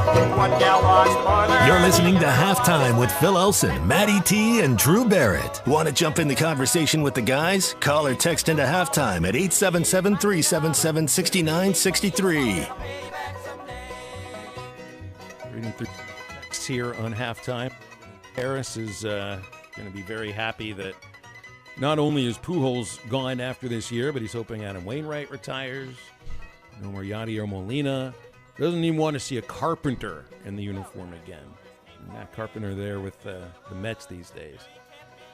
Yadi is checked out. There you go. There's one that I was kind of wondering if a Cardinal fan would send in. Yadi has checked out. Still love him. You're not going to be able to check out once you like. This is the time of the year where you should never check out. Like check out if you're rounding out your career in last place, right? Not when you're leading the division and you know that you're going to start a game on a weekend against a team that you should beat in Arizona, but end up going home for a basketball championship because you own the team. But I wonder if other Cardinal fans feel the same way about this unnamed texter, though he says he still loves him. I mean, of course you still love him. Because Yadier Molina, I don't know any Cardinal fans that don't love him. Stanley's giving us a call here on Halftime. Stanley's in Greenwood. Hi, Stanley. You're on Halftime. What's up? Thank you for taking my call, Phil. Sure. I want to talk just a second about this Nick Saban. How much did you say his pay raise is? How much is he making?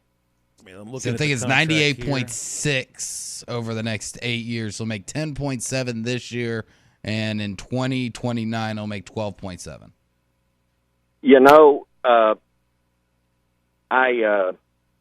pay my ESPN Plus once a year instead of monthly, and mine was last year was $69.99. So I get on there to pay it, and it's going to be $99.99. So what are we doing? We're paying for all these coaches' raises, whether we want to believe it or not. Would you agree? Absolutely. I mean, I think that the revenue sources are coming in from other areas as well. I mean, you've got booster donations, there's ticket sales, and sales of Coca-Cola and sponsorships and all that kind of stuff. But the bulk of the money, man, I mean, seems to be coming from television networks. And again, it's like you can point to when salaries in Major League Baseball and the NFL started to skyrocket when new TV contracts were signed. This is where huge amounts of money come from. They make more money through television than they do through attendance of games. You're exactly right, my friend. I don't know how much longer I'll continue to watch it. I love it, but there's got to come a point in time when you say, well, I just can't afford this no more. Well, and I can appreciate what you mean there. So, I mean, what it sounds like you're saying is that is it the game? Is it the sport that's pricing you out? I hear fans say that they'll give up on the sport of college football once they believe that it's become professional sport. They might not be looking at it from a financial aspect of how much money they're spending on it. They just lose the love of what they thought college football used to be. What I'm hearing from you, though, Stanley, is it's more you don't want to spend the money because the price for these streaming services keep rising and rising and rising. You nailed it, my friend. And it's kind of poignant that Saban is going to he's going to get this raise, but it wasn't long ago. And you helped me out with the coach that he was throwing a rock at down in Texas because of the NIL money. Yeah, it was fun with Jimbo Fisher for sure. Yeah. But anyway, one last thing, brother, and I think you would appreciate this. I'm 63, and I remember back in the 4th and 5th grade, the teacher would roll in the TV so we could watch the World Series, and it was that was the good old days, brother. Yeah, when the World Series was played in the middle of the day. That's right. Yeah. Instead of under the lights and first pitch at 8 o'clock and last pitch after midnight. Yeah. I remember. Yeah. I would like to say I remember those times, but yeah. I do not. I don't. I remember going to some playoff games, some championship series games that were daytime, but they might have been the last ones to ever do it. First night game of the World Series, 1971. And I remember the last time we had a day game in the World Series. Probably won't ever again. Whatever happened to Manny Sanguilla? I think he's still alive. I see photos of Manny Sanguilla every once in a while. See, he's asking about Pittsburgh Pirates history right there. Hey, Stanley, appreciate the phone call. Thanks for it. Thank you, my friend. You got it. Good to hear from you. Yeah. Manny Sanguilla was a good hitting catcher in the 70s for the Pirates, who always had a big smile on his face as well. For those who weren't quite sure of it. Pete in Cave City says he doesn't care about the price. I'm going to pay whatever I have to pay. His friends don't care about the price. He's going to spend whatever it takes to watch college football. And you know what? I have a sense that most listeners, most fans, look, you might decry the rising price of Netflix and Hulu and Disney and HBO and all of the other streaming services. But I also have a feeling that you'd give up those services and both of your feet in order to spend what you need to spend in order to watch whatever college football game you want to watch. You know, there might have been a day a few years ago where I might have thought like Stanley, where I might have said, you know what, at some point I can't do it anymore. I can't spend that much money. I can't justify it to myself. And then I went through a thing like everybody else called a pandemic where I didn't have it. And I realized that I'm addicted to it the way that I always thought I was is reality. I have to have this stuff to where nowadays, until I forget what it was like going through that, which is going to be a very, very long time, you know what? If you need to take the right arm right below the elbow, go ahead. If you need it at the shoulder, that's fine, I guess, too. Because I got to have it. I'm going to watch it. I have to have it. You have to have it. If you I don't, have to. It's you know, so get much those withdrawal syndromes just start to shake a little bit. I will. It won't is like so how you much a feel. part of me. It is so much a part of so many of y'all out there listening that you have to have it. And unfortunately, the execs and the CEOs of these streaming companies and these cable companies and the TV contracts, they know that. They know we're gonna fork up the money regardless. They And I know hate that for us, but we're gonna have to do it. They know that for certain. They got you by the short. Gotta have it, man. They got you by the short dollars and Yeah. cents. Yeah, that's a good way to put it. Quick break on halftime. 877-377-6963. Right back.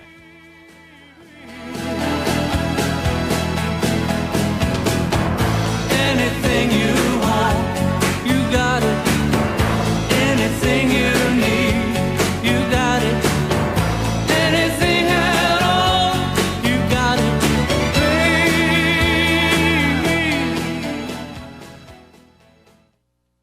Riley Farm Dentsman, the company you can trust when it comes to building quality fencing and gates, is looking for quality people to join the Fenceman team. If you are a fence builder or have building or welding experience, apply in person at 1213 North 32nd Street in Fort Smith. The Fenceman offers great pay and a $500 sign-on bonus. Join the top fence building team and get a $500 sign-on bonus. The Fenceman. Apply today in person at 1213 North 32nd Street in Fort Smith. The Fenceman is an equal opportunity employer.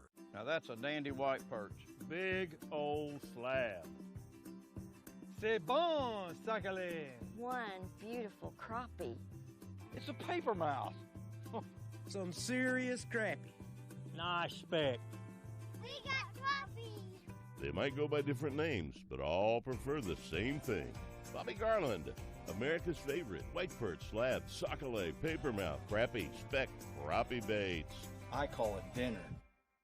BetOnline is the fastest and easiest way to wager on all your favorite sports, contests, and events with first-to-market odds and lines. Find reviews and news for every league, including Major League Baseball, NFL, NBA, NHL, combat sports, esports, and even golf. BetOnline continues to be the top online resource for all your sports information, from live in-game betting, props, and futures. Head to BetOnline today or use your mobile device to join today and make your first sports bet. Use our promo code BELIEVE50 to receive your 50% welcome bonus on your first deposit. That's BELIEVE, BLEAV 50. That's BELIEVE, BLEAV 50.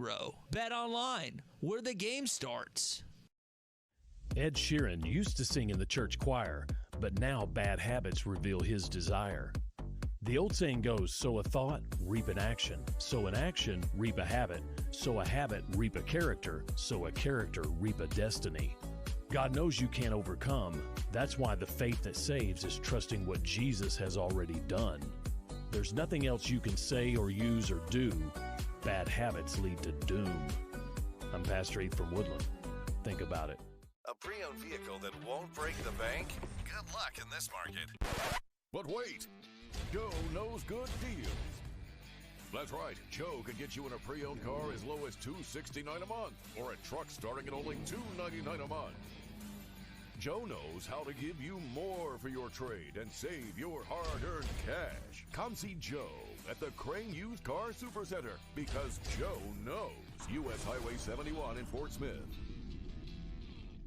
Sometimes wounds just don't heal, and when they don't, reach out to the Tulsa Wound Center. They provide chronic wound care using all the latest technologies such as hyperbaric oxygen therapy, shockwave therapy, skin substitutes, and more. When it comes to life and limb, experience matters. Make sure you are being seen and treated by an experienced and certified wound physician. Founder and medical director Dr. Lam Lee has been a prominent wound care and hyperbaric physician for over 15 years. 10,000 patients can't be wrong. Online at TulsaWoundCenter.com or call 918-561-6661.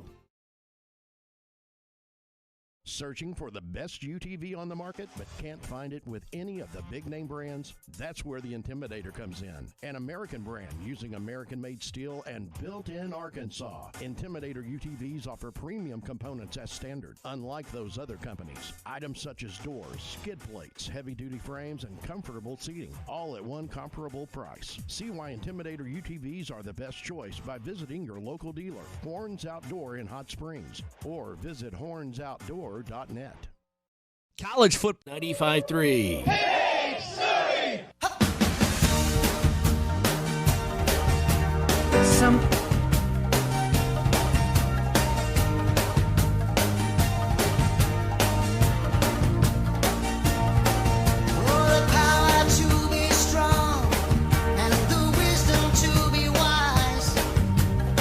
Make sure to follow Halftime on Twitter at HitThatLineAR and on Facebook and Instagram at HitThatLine. Follow the guys on Twitter at Phil Elson PXP, at Matt Travis, and at DBarrett36. Now, back to the guys. Here's Phil Elson, Matty T, and Drew Barrett.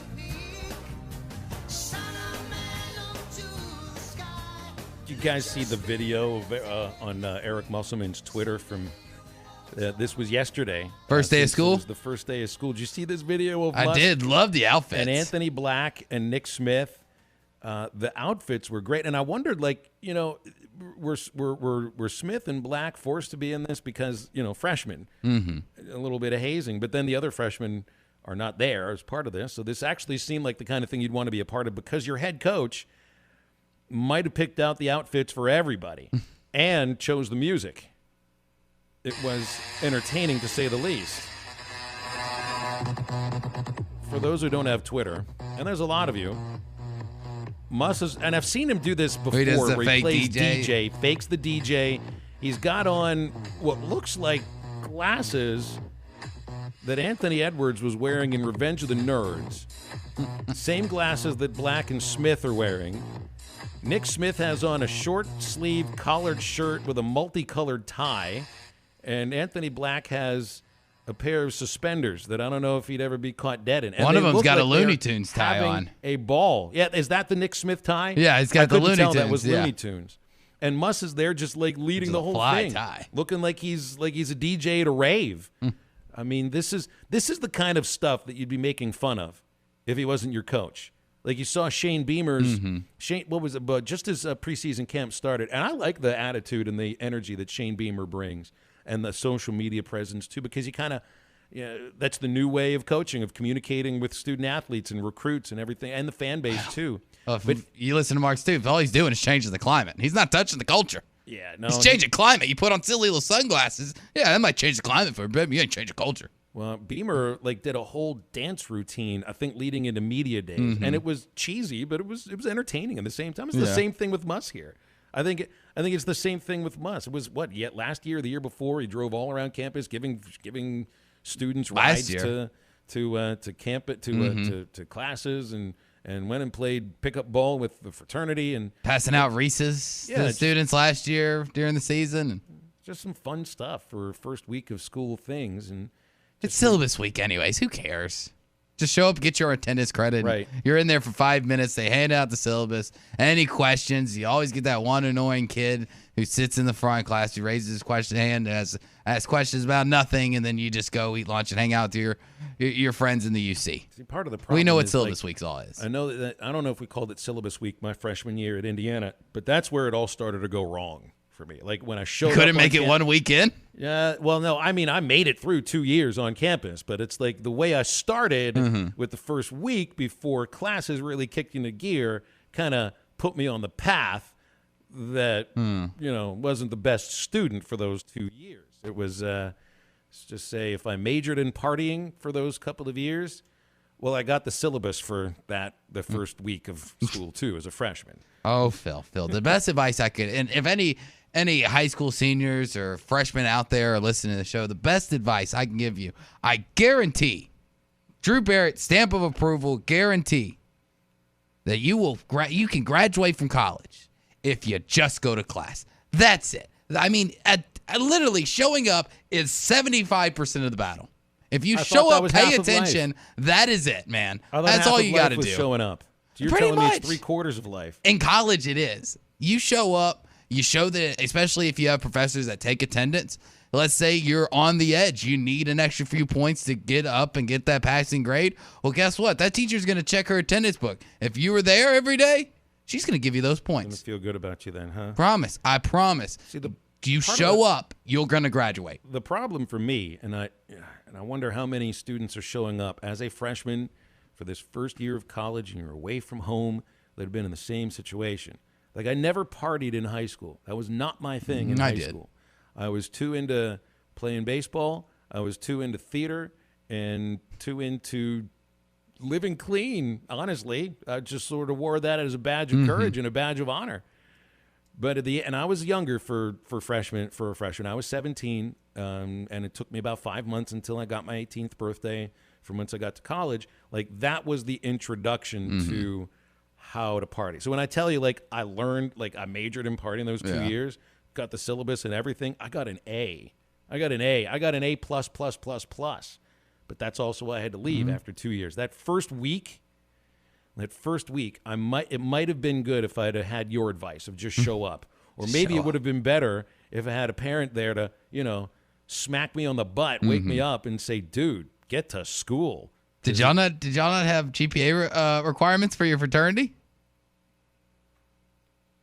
I had the I had the GPA to stay. Okay, but it wasn't the highest. Had the GPA to stay, right.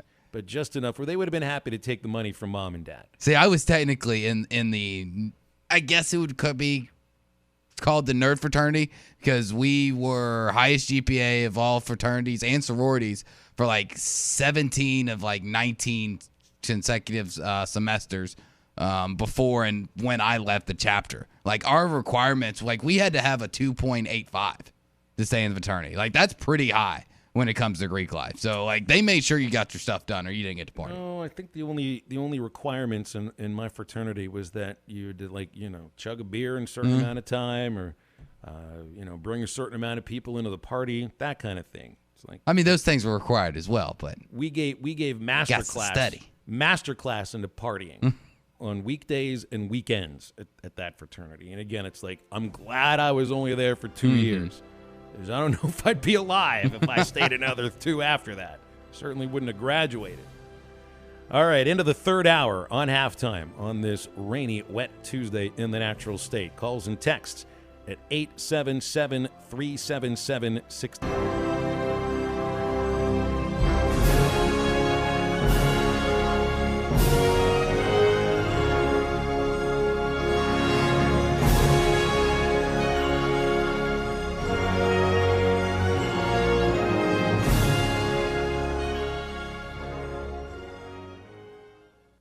When you need a plumber, call the name you know and trust. Ashley Air. The same great people that take care of your heating and cooling system can also meet your plumbing needs. Right now, take $50 off any plumbing repair or get a $129 drain cleaning plus a 2-year parts and labor warranty. Restrictions apply. If you have clogged drains, Ashley Air is the one to call. Go to ashley.air.com to schedule your plumbing service. That's ashley.air.com. Proud sponsors of Razorback Athletics. Wave Rural Connect has opened their Lutherville zone, serving Hagerville, Knoxville, Lamar, and Ross areas with fiber internet starting at $49.95 a month. TV and phone service available too. Sign up now and the $100 install fee is being waived. Call 833-492-8372 or go online to signup.waveruralconnect.com and get the best customer service available and the fastest internet from Wave. Arkansas Valley Electric Cooperative and Wave Rural Connect, changing the communities we serve. The Fence Man, the company you can trust when it comes to building quality fencing and gates, is looking for quality people to join the Fence Man team. If you are a fence builder or have building or welding experience, apply in person at 1213 North 32nd Street in Fort Smith. The Fence Man offers great pay and a $500 sign-on bonus. Join the top fence building team and get a $500 sign-on bonus. The Fence Man. Apply today in person at 1213 North 32nd Street in Fort Smith. The Fence Man is an equal opportunity employer. Come on along, head for the mountains of Bush.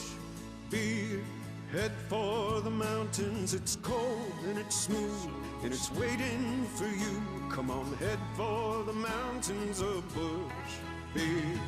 Head for the mountains of Bush. Head for the mountains of Bush. Like me. Enjoy responsibly. Copyright 2022. Anheuser-Busch, Busch, and Busch Light Beer, St. Louis, Missouri. Hey, this is Chad Warner, product manager for Booyah Bait Company in Fort Smith, Arkansas. The hottest swim jig on the Arkansas River right now is the Booyah Mobster. It was designed by the Muddy Water Mob, a bunch of river rats from Arkansas and Oklahoma, and it's winning tournaments on Dardanelle and Kerr like clockwork. If you're fishing submerged vegetation, water willow, lily pads, you need a Booyah Mobster to reel them in. Available at lurenet.com and tackle stores throughout Arkansas and Oklahoma, the Booyah Mobster.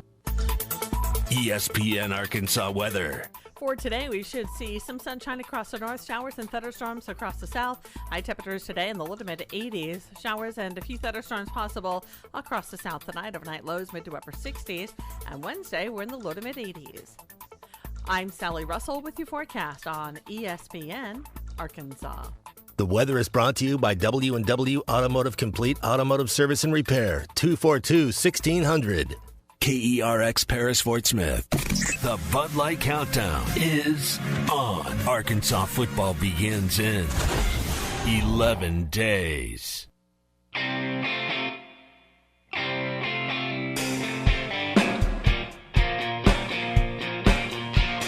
Live from the Busch Light Studios. I love Arkansas. I love everything here. Give me that thing here. On your favorite Arkansas sports talk station. And this one belongs to the Razorbacks. Streaming live from HitThatLine.com. Fans are amazing. It is lit down here on the sideline. This is Halftime with Phil Elson, Matty T, and Drew Barrett.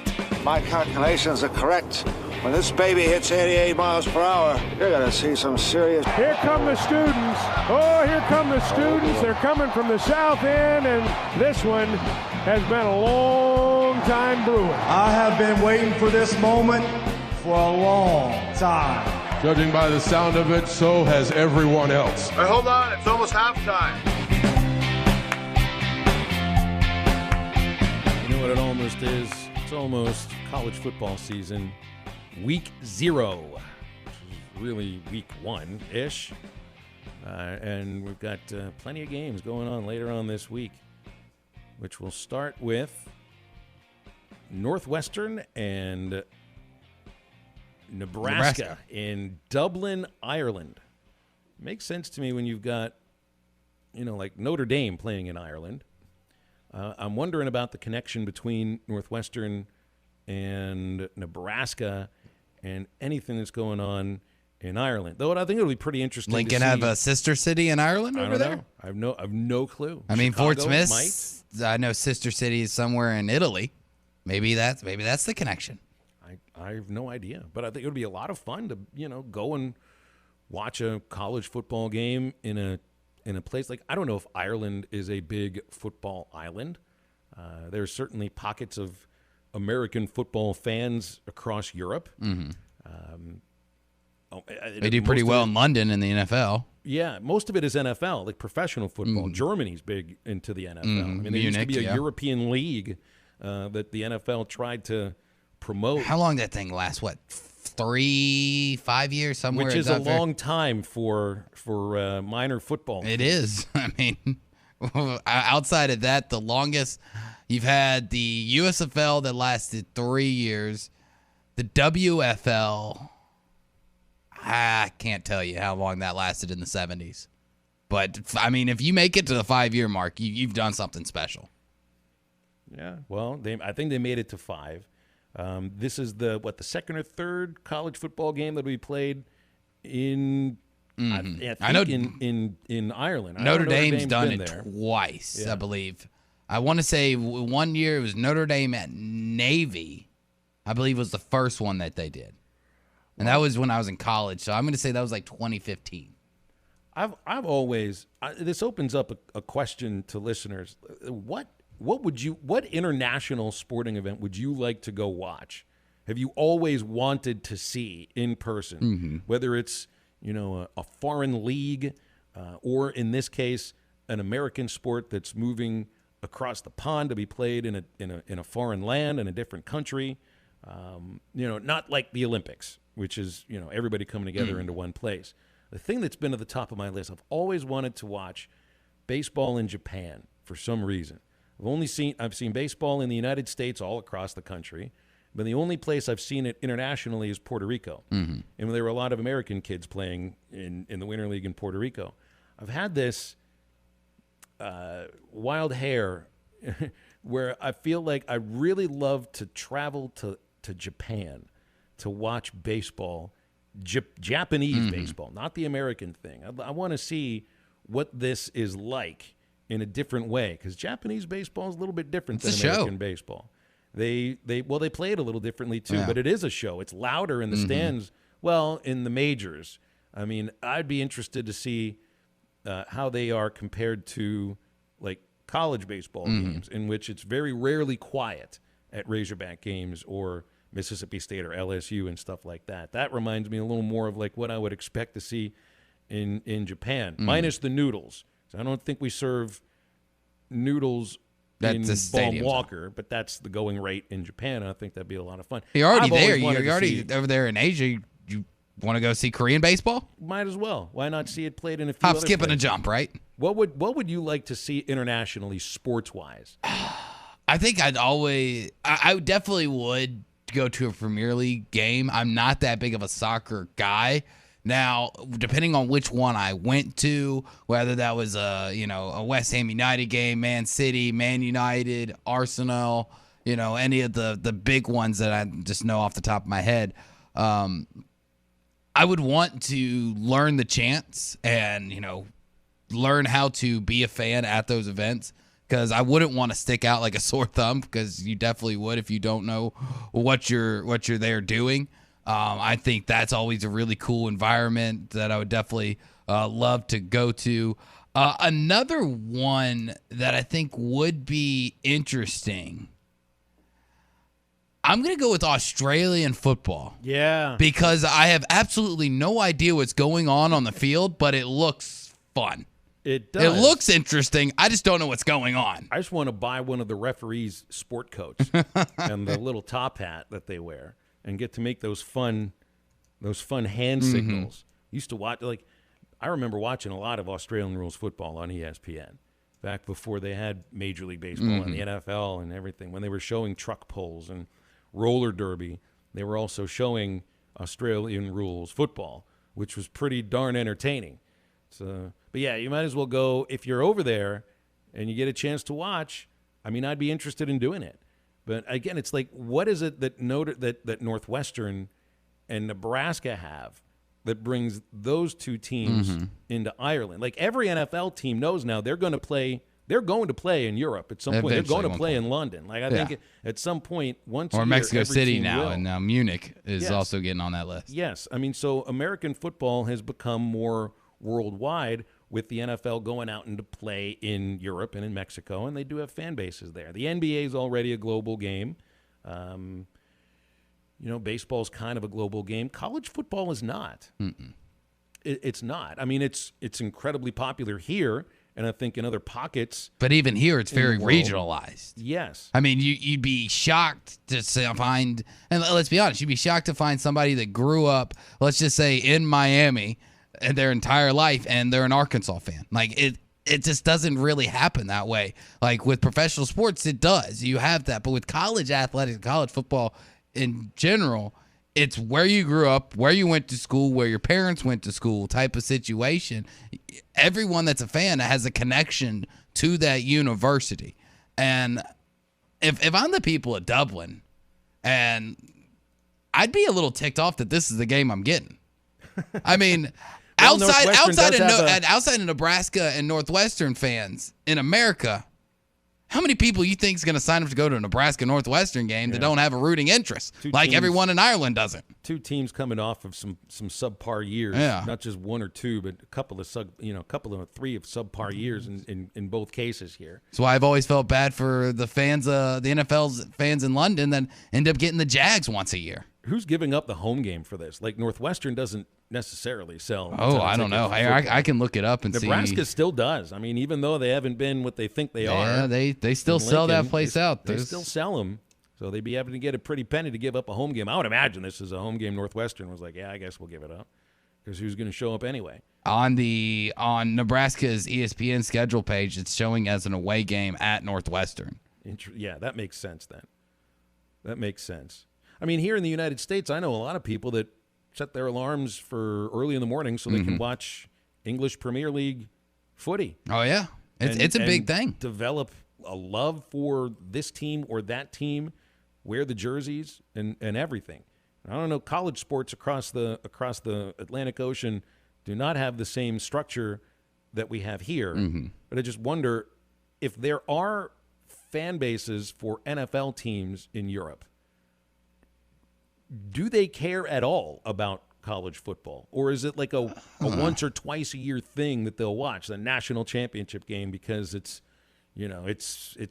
right after New Year's, that kind of thing, because it's the big event going on in America at that time. Yeah, I don't know. And this is going to make me sound, I guess, a little ignorant about how other sports, and especially international sports, work. I don't know really how the minor league system of Premier League soccer or others do. I don't know either. I know that like Man City has multiple different levels and multiple different teams, but like I don't know how much their fans of the big club actually keep up with the lower levels. How much do they keep up with the 17 and under Man City team? Like, I don't know. So like, if you're an NFL fan in Europe, would you keep up with the quote unquote minor league of the NFL, the feeder system of the NFL? Yeah, where I'm did these not guys sure. come from? Who? Yeah. Where did Tom Brady come from? Oh yeah, maybe I'll watch Michigan at some point. I don't know. I mean, you're getting more of the NFL tentacles growing into Europe and into Mexico and into Canada. It's like a bit of a hard sell, I guess, to expect college football to be able to do the same thing, because so much of those fan bases are built on alumni and the regionality of living there and growing up rooting for those programs. It could take a long time. It really can. I'd like to also know for NFL fans in Europe, like, you know how like you said, there's plenty of people here that get up early on a Saturday morning to watch the Premier League games. There's pubs that open up across America in cities that will start to serve beer at 7 a.m. And they'll serve the local delicacy of England and Ireland and Scotland.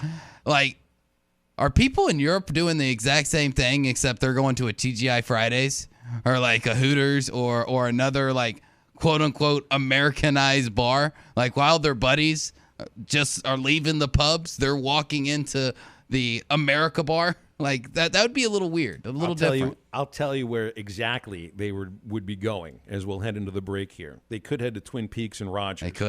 They could head to Twin Peaks and Rogers because they'll have Week 0 football on the televisions all Saturday long. Get your game day jerseys ready. College football is back. Grab a round of the signature 29-degree draft brews and raise them high to the sky. Celebrate the start of college football at Twin Peaks in Rogers, your sports headquarters. The kitchen bursting with made-from-scratch fan favorites. The game is blasting from every angle, and they have the ultimate game day experience. You can also order your food online at twinpeaksrestaurant.com. Got delivery or pickup, and you can always visit them in Rogers. More TVs, bigger screens, scenic views, more to watch at Twin Peaks. Going to get into high school football with Nate Olson from Scorebook Live next on Halftime.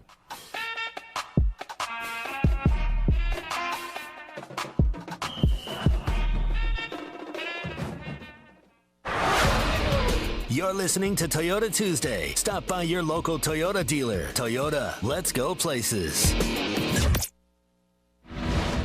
Touchdown, Arkansas! We fought back. We took a punch, and we answered back. He's going to go! Johnson's at midfield, and there he goes! 98 yards. I saw it, but I'm not sure I believe it. Listen to every Razorback football game this season right here on ESPN 95.3 and hitthatline.com. Save up to $8,000 off on a great pre-owned vehicle at Harry Robinson's Salasol Ford. The manager specials are right on the front row. These are wonderful vehicles. Cars, trucks, vans, and SUVs. Many still have factory warranty remaining with discounts up to $8,000 off. And at Harry Robinson, you always get more for your trade. These savings and the best selection on pre-owned cars, trucks, vans, and SUVs is at Harry Robinson's Salasol Ford, 1 mile south of exit 308 off of I-40 in Salasol. When you need a plumber, call the name you know and trust. Ashley Air. The same great people that take care of your heating and cooling system can also meet your plumbing needs. Right now, take $50 off any plumbing repair or get a $129 drain cleaning plus a 2-year parts and labor warranty. Restrictions apply. If you have clogged drains, Ashley Air is the one to call. Go to ashley.air.com to schedule your plumbing service. That's ashley.air.com. Proud sponsors of Razorback Athletics. Ace is the place with the helpful hardware, folks. Jaeger's Ace is your place for hot savings on DeWalt. Enjoy your tunes outside while you work or play with the 20-volt max lithium-ion job site Bluetooth speaker for $99.99 with your Ace Rewards card. Or stay cool with the DeWalt 20-volt max variable speed job site fan for just $109 with the Ace Rewards card. 1 instant rebates, your Ace Rewards card guarantees it at Jaeger's Ace Hardware. Hurry in, this offer ends August 30th. Law's Drug Store in Fort Smith is open and ready to care for you and your family. Law's Drug Store has COVID vaccinations available for ages 5 and up and the new second booster for ages 50 and up. These vaccines are safe and effective in preventing severe cases of COVID. Call 452-6116 to schedule your booster appointment or stop by Law's Drug Store, 6802 Rogers Avenue behind Outback Steakhouse. Law's Drug Store, open 6 days a week to safely care for you and your family. West Ark Plumbing says thank you to all their friends and customers who call 646-5151 for fast and professional plumbing work. They're here to help and ready to serve everyone in the River Valley. West Ark Plumbing keeps professionals working around the clock to fix leaks, clogs, and other probs. So during your summer fun, if you notice a drain that needs cleaning or know of a septic that needs pumping, West Ark Plumbing can help. Just call 646-5151. West Ark Plumbing, an expert drain cleaning since 1993, a proud supporter of the Sebastian County Fair. Save big on fiberglass in-ground pools during Burton Pools and Spa's Inventory Reduction Sale. Hi, Tommy Kraft here for my friends at Burton's. If you've always dreamed and always wanted an in-ground pool in your own backyard, fiberglass is a great way to go. So give your family that pool they've been begging for years and save up to $7,000 right now during the fiberglass in-ground pool sale during the Inventory Reduction Sale at Burton Pools and Spas. Plus, when you sign up right now with Burton's, get a free salt generator, easy maintenance, great way to take care of your pool, or choose 2 ledge loungers that you can enjoy and relax in for many, many years to come. There's 6 different models to choose from with the fiberglass in-ground pools, so hurry while supplies last at Burton Pools and Spas. It's the Inventory Reduction Sale going on right now at Burton Pools and Spas in Springdale and in Fort Smith, and always online at burtonpools.com. Burton Pools and Spas. They are your source for backyard fun. Your home for every Razorback football, basketball, and baseball game. ESPN 95.3. Hey, Surrey!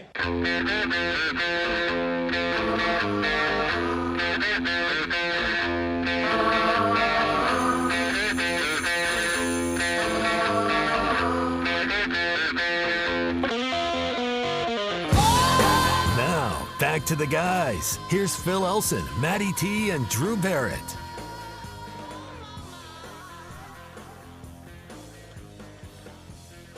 Talk with Nate Olson, Scorebook Live, college with high school football starting, well, today, really. It's we're calling this week 0, right? It is week 0 in high school football, Nate?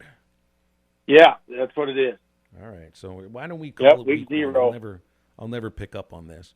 Well, and don't get me started on all that, and I'll tell you to get off my lawn and all that stuff, but I'm I think it'd be great to just start with week 1, but coaches like the flexibility of 3 non-conference games in 4 weeks for playing out-of-state competition, and that's what I was told a few years ago. But, yeah, it's an extra week of football, and it's there's a couple of weeks where it's a little lean because, you know, some teams aren't playing. It's a little different.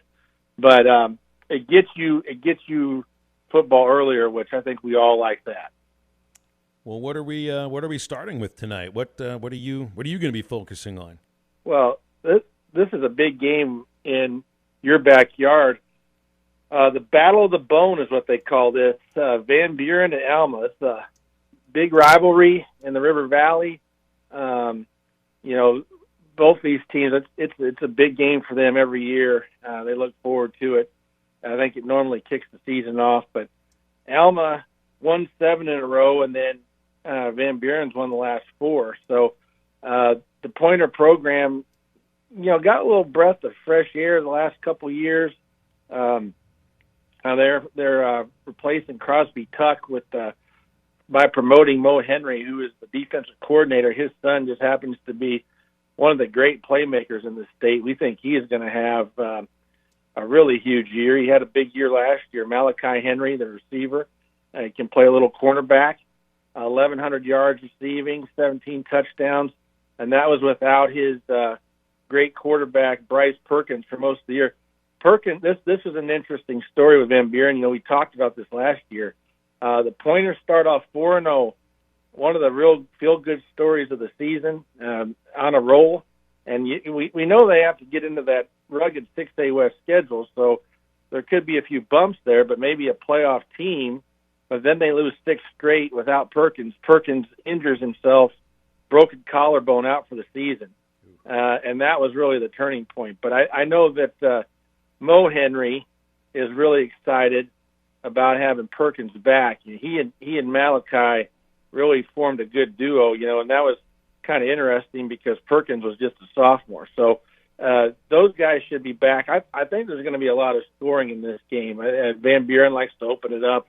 And Henry is a threat to catch. Malachi Henry is a threat to take the ball to the end zone anytime he touches it, and lines up in a lot of different positions, special teams, that kind of thing. So I know that they're really excited about getting the Henry era going, and they would love to start that with a win in this rivalry game. And when you play in that rugged league, and we'll talk more about that, several of the teams that you focus on are in that. It is very, very tough. And so in this non-conference, you'd like to get a couple wins under your belt and get some confidence going. Alma, they were 3-7 last year. They returned 10 starters. Joe Trusty is one of them. I know they're excited about him. Great quarterback. They can air it out.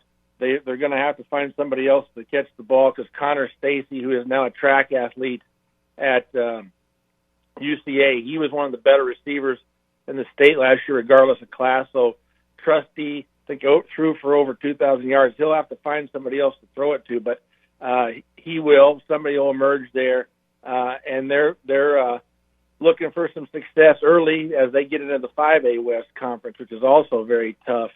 I know they're looking to try to start on a positive note and get a couple wins before they go in there too. So I expect a very high-scoring game tonight, an exciting game with a lot of passing, and I think it'll be a fun way to start off. And I know that in the River Valley there should be a great crowd there tonight. You mentioned about teams playing out of state schools, and the 2 Bentonville high schools are welcoming in teams from really right across the border. Broken Arrow at Bentonville, Booker T at Bentonville West. What do you think of these games Saturday? They're going to be good. So just to talk about Bentonville real quick, Carter Nye takes over at quarterback for Drew Wright. Drew is a really good baseball player. He's playing junior college baseball. His dad, Dan, was a letterman or a good player at Arkansas, played in the big leagues. Mom was a basketball and softball letter winner. So they replaced him with Carter Nye. Carter took some snaps last year. I think the thing that makes him feel good at night is that he's got Josh Ficklin to hand the ball off, a guy who ran for over 1,000 yards. He's a college prospect.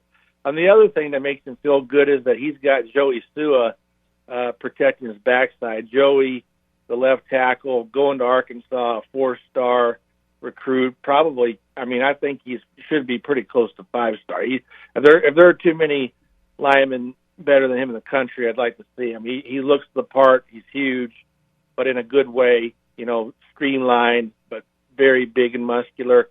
a type of guy that at the high school level can really, really dominate a game and lead everybody else. I mean, the line at Bentonville is usually good, but he's a guy that can kind of be a difference maker if there aren't that many good players around him. So Bentonville looking to regain a stranglehold on that 7A West again. Last year they succumbed to Fayetteville, and they'd like to win that thing again.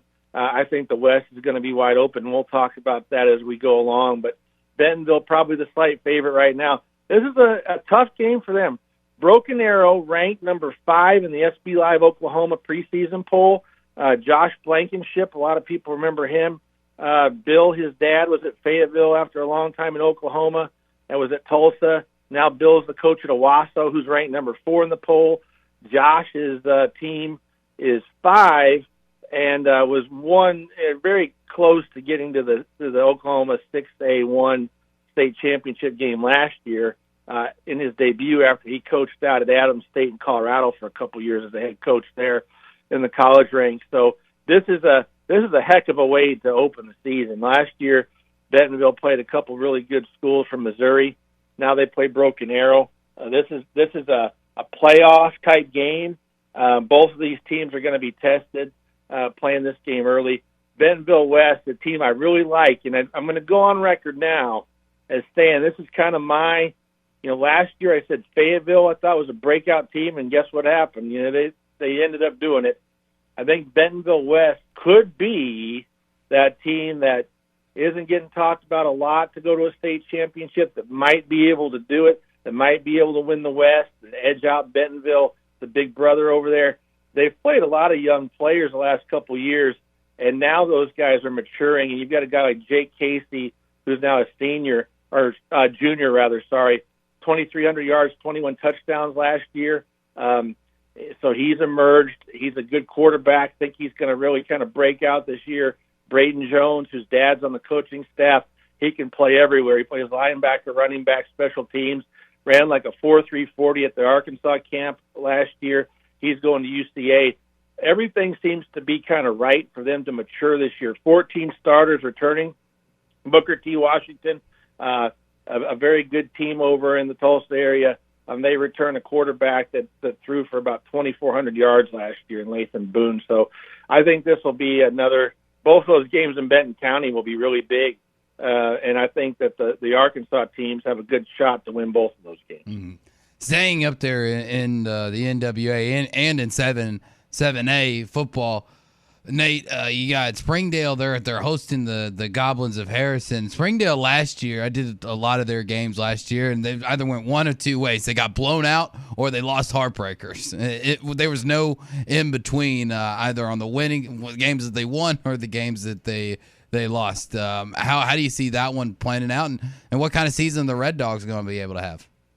Well, I put that on there because I knew that you had done stuff with them, and you saw it last year. There were some ups, and then there were some downs, and but I think they made progress. And Brett Hobbs, you've got a good guy there because he cares about the program. He played there, and he's trying to do what you do at a lot of programs that have been down, and that's try to get participation up, to try to get people out, the numbers, and get some excitement built. He's got 13 returning starters. So I think that what this is for them is a winnable game. I think when you haven't won a lot of games, 1-9 last year, but like you said, they were in some games. This is a game against a Harrison team that's kind of rebuilding. They've lost a lot of good players from solid. I mean, they've been really good in the 5A West the last couple of years. I mean, made some deep runs last year, lost to PA in the playoffs, but could be a little bit of a rebuilding year a little bit with them. Springdale is the larger school here by a couple classes. I think this is one that they need to win, and they need to use their depth and numbers, their experience, and kind of take control of this one. But the thing about Harrison is that they have great tradition, and they know how to win even when they when they're younger, and They've got the coach Kalon has returned after a year away from there. He came back. He was a coordinator.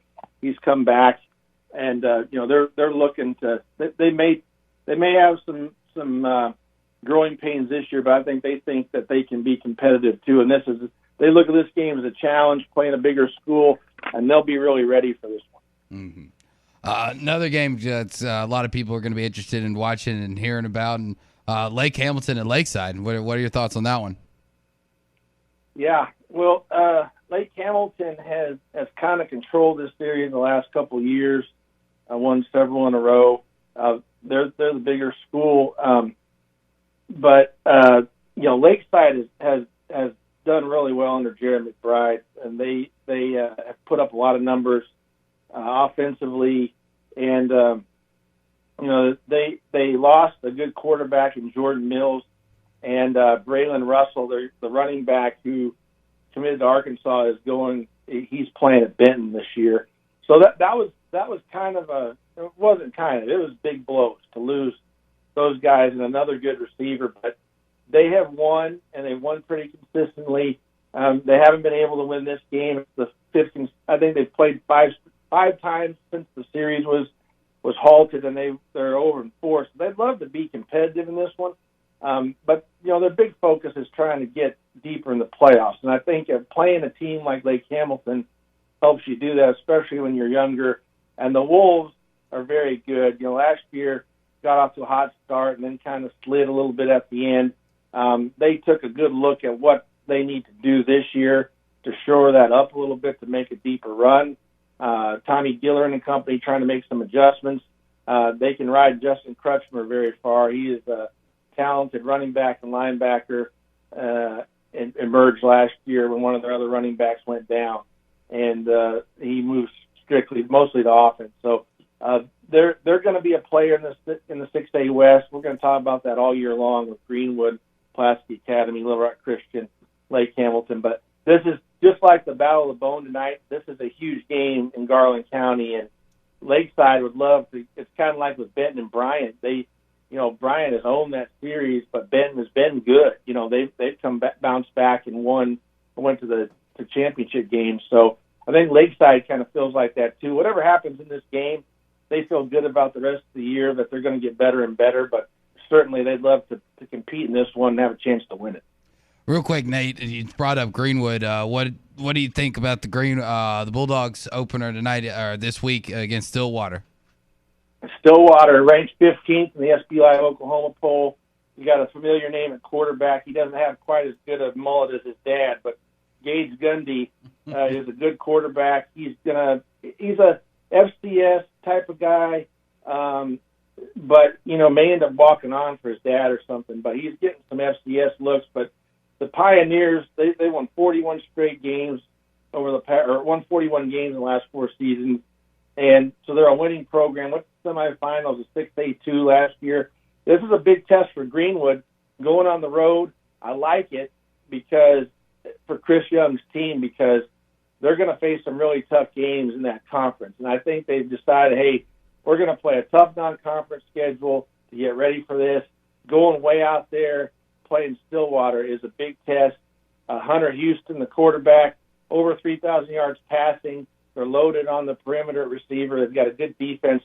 They're in our top 5 in Arkansas in the SB Live poll. So it's 2 really good teams going at it. There's when you look at this, some really good Arkansas and Oklahoma matchups, and hopefully at the end of the week we'll be able to say Arkansas is 3-0 in those games. But I think this might be the toughest one, just because they have to go on the road. But we never count Greenwood out. We always feel like they have a chance to win when they're playing well, and we expect them to go out there and play a whale of a game in this opener.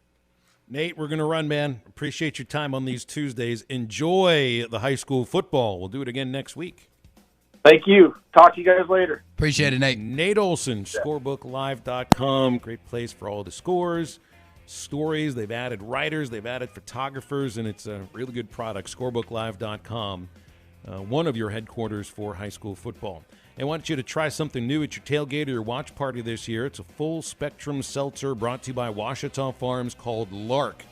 You can catch a buzz with no booze at all, no alcohol, no calories, no carbs, no sugar. Lark is infused with just the right balance of hemp-derived THC and CBD. Will come in 4 refreshing flavors: strawberry, guava, mango, grapefruit, and berry, and all free of the bad stuff. Find Lark at your local adult beverage store. Just have it shipped to your doorstep. Go to larkhemp.com to order it. That's larkhemp.com. Got to be 21 years or older to consume Lark. More halftime next. You're listening to Toyota Tuesday. Stop by your local Toyota dealer. Toyota, let's go places.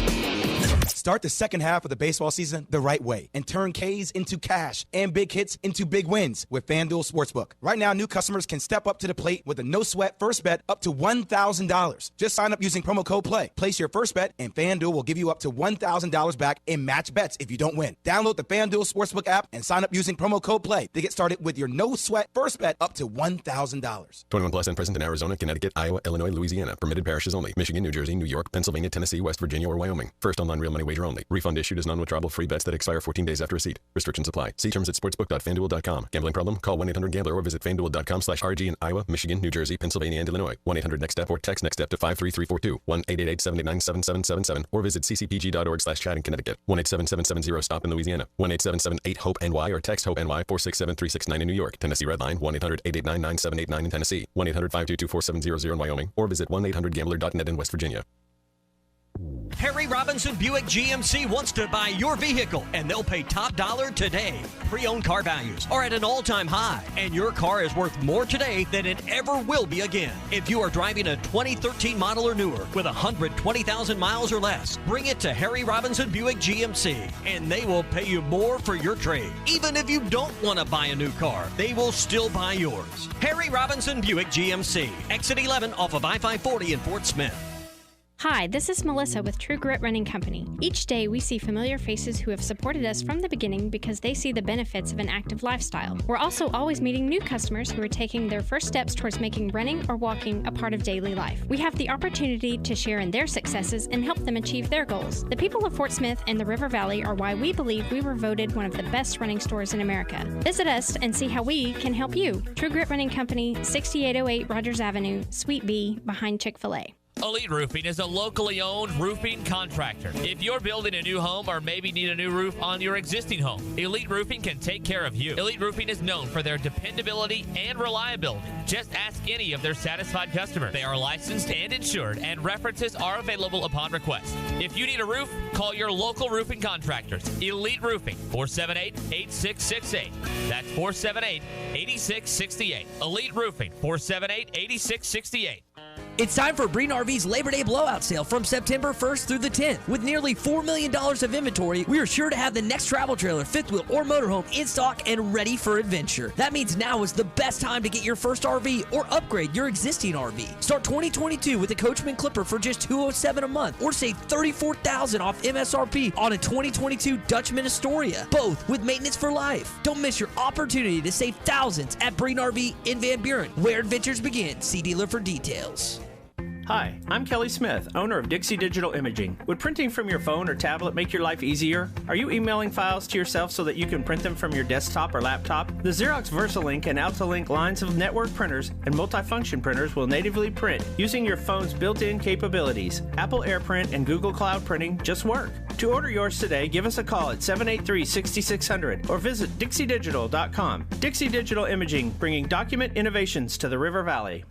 When you need to customize your ride, whether for work or play, check out River Valley Truck Outfitters. Full line of LED lights for your headlights to work lights, B&W hitches, toolboxes, ladder racks for all your work needs or play, grill guards to full front bumper replacements, full line of WeatherTech and Husky floor mats. Let River Valley Truck Outfitters get your window tinting on. Best prices and quality in the Fort Smith area. River Valley Truck Outfitters can get your ride ready on Highway South 71 on top of Rye Hill. 648-8855. That's 648-8855.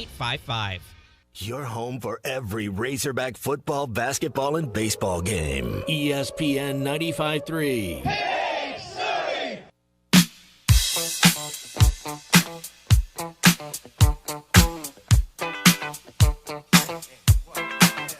Oh, what you gonna do? You wanna get down? Tell me. Oh, what you gonna do? Do you want to get down? What you gonna do? You want to get out? What you gonna do? You want to get down? Tell me. Get down on it. Get down on it. Find us on 99.5 in Northwest Arkansas, 95.3 in Fort Smith in the River Valley, 96.3 in Hot Springs in Central Arkansas, 104.3 in Harrison and Mountain Home, and everywhere on hitthatline.com. Now, back to the guys. Here's Phil Olson, Matty T, and Drew Barrett. Yeah, David and I really enjoy doing that. It was, we hear it all the time, and it's not as easy, obviously, as it looks. Conceptualizing the play and kind of spitting it out calmly and not doing it too fast is definitely an art. So give all the offense coordinators around the league definitely a shout out. That is Lions backup quarterback Tim Doyle, who was calling plays at practice yesterday because the Lions did not have coaches running practice. Mm-hmm. Yeah. Who ran practice? The players ran practice. Dan Campbell was there.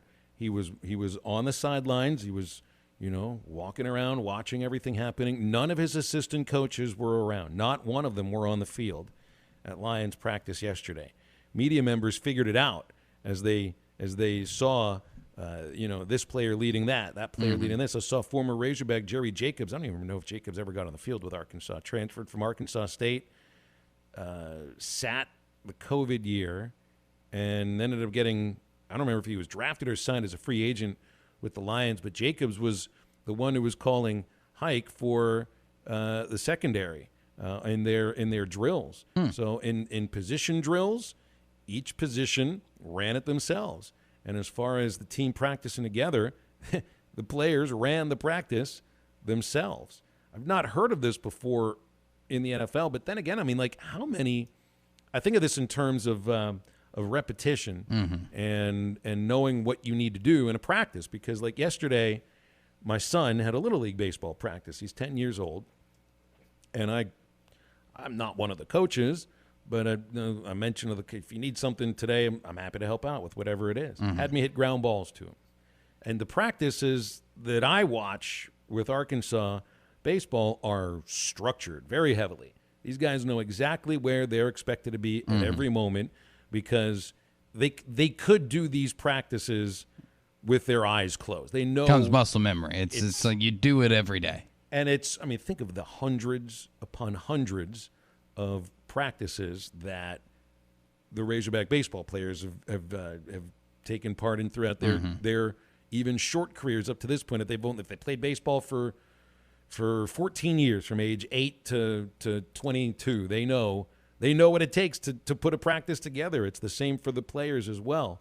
But I would imagine football coaches are control people. I can't imagine this ever happening in a college football situation. You don't think Sam Pittman's going to go to KJ tomorrow and be like, hey, you run the offense. Y'all run the drills. We'll go watch film. We'll do something. What we need to do. Y'all know what we need to do. Come on. That's why this is kind of weird, but it makes sense. You don't think these guys are professionals. They've been, especially the veterans there, they've been doing this for multiple training camps. They know exactly what they're supposed to do. They know what they're going to do. Maybe Campbell gave them a list of drills in different situations that he needed them to work on, but they know how to do it. They know how to coach themselves through a 2-minute drill. They know how to coach themselves through individual position workouts. I'd hate to say it, but for a lot of these guys, it's just repetition. They're not learning anything. It's getting back into shape. It's getting your mind back into that football mode. That's all it is. And keeping your body at a certain level exactly. so that muscle memory remains muscle memory. None of these guys are learning anything. What I think this does show, and maybe the players learn this, is a level of trust from coach to team to employees and players. Left tackle Taylor Decker in the MLive.com story says, quote, well, he told us this morning that the players were going to go out there and run their own practice. Here's the team scenarios that we want to get done, and you guys are going to go out there and run the show. And he continues, I think it's awesome to do because, honestly, on a game day, we're out there. We got to communicate. We have to be accountable to one another. So it was good. It was unique. He's never done that before, but it was good work. It'll be interesting to watch this on Hard Knocks next week. It would be on Hard Knocks. That's right. Hacker says Dan Campbell is the Ted Lasso of the NFL. That is something Lasso would do. But he would throw cute little phrases on top of that, and of course he would come with cookies. Exactly. He'd make sure everybody knows to be a goldfish. That's one of the big things that Ted Lasso says. But when it comes to this type of this thing, like I wouldn't be shocked if maybe this happens a heck of a lot more around the NFL that we just don't know about. Like maybe they just don't make it as public. Practices, I mean, preseason camp is open for most of these teams. Yeah. So I mean, that's how they knew. Like you wouldn't know at Arkansas practice if the coaches weren't involved at all, because the media people would only have 20 minutes to figure that out. You know, the Lions reporters, they're there all day. They're there all the time. So when you read the story about that, they all notice the missing yells, and I'm just reading the story here, the missing yells of defensive coordinator Aaron Glenn and assistant head coach Deuce Staley and Aubrey Pleasant and Antoine Randall L., who's the receivers coach there. Without, like, that's the thing you always hear at a football practice are the assistant coaches barking orders and the whistle and everything. There would have been none of that. Like, imagine the difference in the sound that must have been for the players. Be a little and weird. for the media members, too, yeah. Meanwhile, Catch you off Campbell was guard. just roaming the sidelines, looking at him and giving them an occasional harumph. Because if you're going to be a good coach, you got to give a good harumph, too. And Zach is true, too. The true leaders of the team come to light in moments like this. And so, it's pretty interesting. Maybe the Lions won't be all that good, but interesting idea. They have a little more trust from their coach. 877-377-6963 to get with us here in our final segment on halftime. You know what would have been really entertaining if I would have let the 9 and 10-year-olds run the baseball practice yesterday. If I could have convinced coach, be like, all right, let's just let these banshees out and chase some balls down. Who knows what it is that they will get themselves into. You ain't getting nothing accomplished. Because they have to be told where to throw the ball, where to run it. That would have been, that would have been like ant farming, essentially. All right, we're going to wrap up halftime next. Stay with us.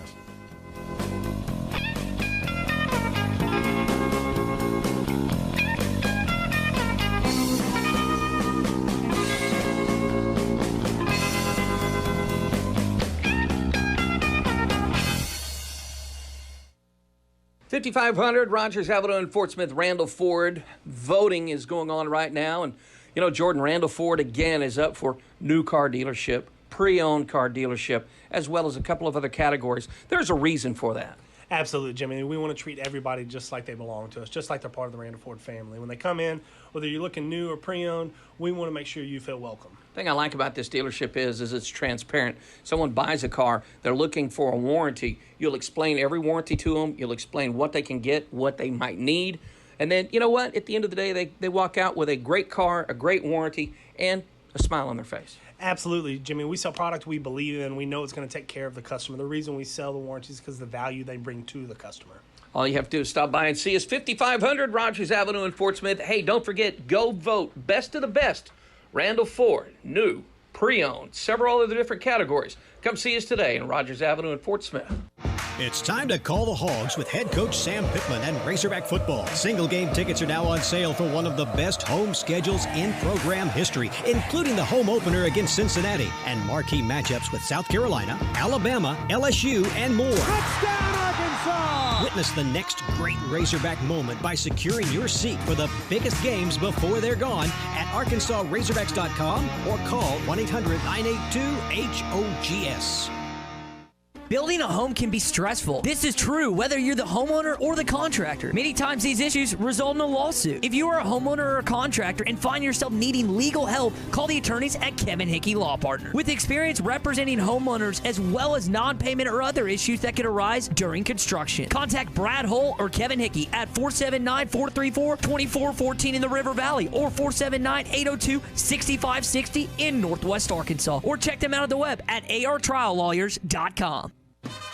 Everyone loves great Tex-Mex. The best Tex-Mex around is at Joe's Grill and Cantina. Tex-Mex brisket nachos, Mexican pizza, pork belly tacos, and the best fajitas in town. And when the Hogs are on TV, it's always half-price apps and taps. your favorite drinks, and the best Tex-Mex in town is at Joe's Grill and Cantina, 3400 South 74th Street, across from Harps. It's the weekend warehouse blowout sale for Davis Floor Covering. Loaders will be available. If you've been thinking about flooring, now is the time to buy. Price is so low, you'll never regret your purchase. Wood, vinyl, laminate, natural stone, and all the glues, mortar, coat base, and supplies. Weekend warehouse blowout sale is Friday, August 26th from 9 to 4 and Saturday, August 27th from 10 to 2. Come out Saturday and get free hot dogs and soda. Weekend warehouse blowout sale, 9705 Rogers Avenue, right before you get to Barling.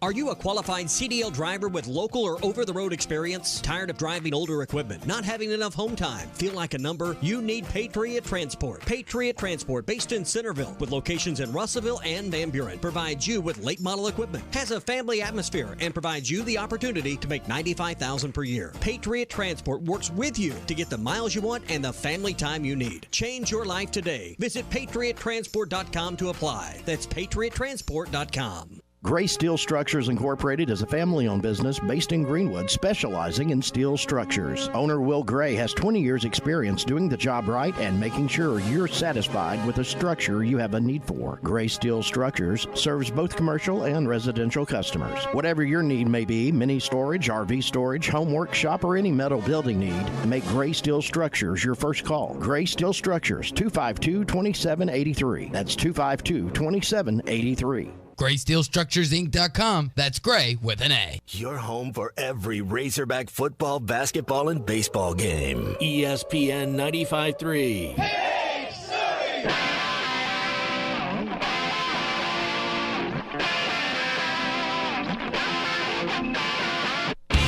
Now, back to the guys. Here's Phil Olson, Matty T, and Drew Barrett.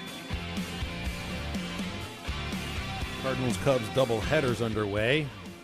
Wrigley right now, no score in the bottom of the second. Adam Wainwright pitching for St. Louis. Cards and Cubs later on today. Jake Woodford starting for the Cardinals in this ball game too. Just wrapping things up here on halftime here. Did you see one of the more famous high school football coaches in the history of the sport passed away yesterday? Gary Gaines. I saw that. Yeah. Head coach at Odessa Permian twice, and I mean he's who you're watching. He's essentially who you're watching in the Friday Night Lights movie and the TV show, and the book, of course, is where it all started from Buzz Bissinger, and I think that introduced Texas high school football to a lot of people across the country, including me. Growing up in Western Pennsylvania, it's a big high school football area, very big, not like Texas. And reading that and how the Permian players were treated kind of in the same way that I felt like the Steelers were treated when I was 10 or 11 years old and read the book, just kind of opened up my eyes to what football meant in other portions of the country. And I mean, I really don't remember too much about the book because I only read it once. Never read the book. Read it in 1990.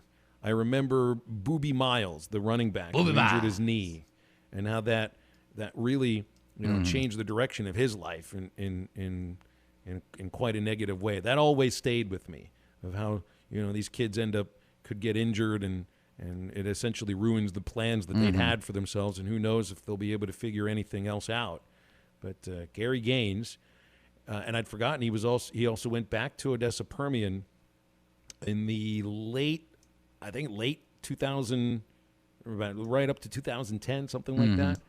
So I mean, guy coached everywhere. I mean, was in also Abilene Christian. So he coached college football as well. This is really one of the more well-known high school football coaches from probably the most well-known and well-read story about the sport of high school football, which is kicking off tonight in Arkansas. Yeah, it really does show just how serious it. And I think most of us, high school football holds a special place in most of our hearts, because, just like a lot of y'all around the natural state. I'm from a small town where Friday night football meant something. We're playing with the town across your chest. It meant something, and it was something that you'd go to the local diner, the local cafe, and it's something that the